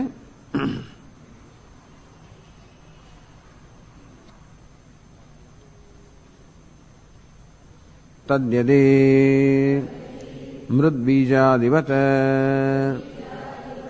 કારણમ સ્યાત અચેતનમ તર્હિ. આ પણ દલીલ આગળ આવી ગઈ છે, ફરી કરે છે. એટલે હવે જે પ્રકારની ચર્ચાનો જે દોર છે એને એમાં કયા પ્રકારની વસ્તુ ચર્ચાવાની છે એનો આપણે પહેલેથી ખ્યાલ આપી દે છે. એ પણ આગળ કહેવામાં આવ્યું કે શ્રુતિએ પ્રારંભમાં જ કહ્યું સત્યમ જ્ઞાનમ અનંતમ બ્રહ્મ. બ્રહ્મ સત્ય સ્વરૂપ, જ્ઞાન સ્વરૂપ, અનંત છે. એ સત્ય કેવી રીતે છે? એ જ્ઞાન સ્વરૂપ કેવી રીતે છે? અનંત કે આનંદ સ્વરૂપ કેવી રીતે છે? તો બ્રહ્મ સત્ય સ્વરૂપ છે એ પણ એ પ્રતિપાદન થઈ રહ્યું છે કે બ્રહ્મ છે. બ્રહ્મનું સત્વ હોવાપણાના પ્રતિપાદનથી જ બ્રહ્મની સત્યતાનું પ્રતિપાદન થઈ ગયું કે જે છે એ સત્ય છે, અથવા સત્ય જ માત્ર છે, બીજું કઈ છે જ નહીં. ના સતો વિદ્યતે ભાવ, ના ભાવો વિદ્યતે સત. ભગવાને કહ્યું કે જે સત છે એનો અભાવ ક્યારે ન હોઈ શકે, અસત છે એનો ક્યારે ભાવ હોતો જ નથી. જે છે એ સત છે. એટલે સત હોવાપણું સિદ્ધ થયું એટલે સત્ય સિદ્ધ થઈ ગયું. સત્ય એટલે અબાધિતમ, જેનું ક્યારે પણ બાધ ન થાય. દેશમાં, કાળમાં, કોઈ સંજોગોમાં તેનો બાધના નામ સત્ય.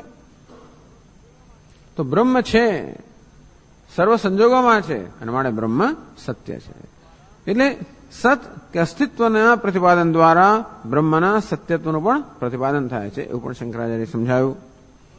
તો એના સંદર્ભમાં પ્રશ્ન કરે છે, વળી એ પણ ખરું કે બ્રહ્મ માત્ર સત્ય સ્વરૂપ છે એટલું જ નહીં, બ્રહ્મ જ્ઞાન સ્વરૂપ પણ છે. એ કેવી રીતે? એ તસ્માદ અસ્તિ બ્રહ્મ, કારણ તેથી જગતનું કારણ હોવાને કારણે બ્રહ્મ છે એટલે બ્રહ્મ સત્ય સ્વરૂપ છે તો નક્કી થાય. પરંતુ બ્રહ્મ જ્ઞાન સ્વરૂપ છે કેમ નક્કી થાય?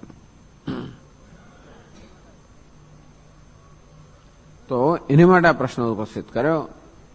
તદ એટલે તદ બ્રહ્મ યદિ મૃત બીજાદિવત કારણમ સ્યાત.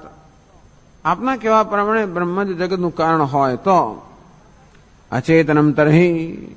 આપણે દૃષ્ટાંત આપ્યું કે કાર્ય જયારે હોય તો એનું ઉપાદાન કારણ હોવું જ જોઈએ. એનું ઉપાદાન કારણ કાર્યમાં સર્વત્ર વ્યાપ્ત હોય છે.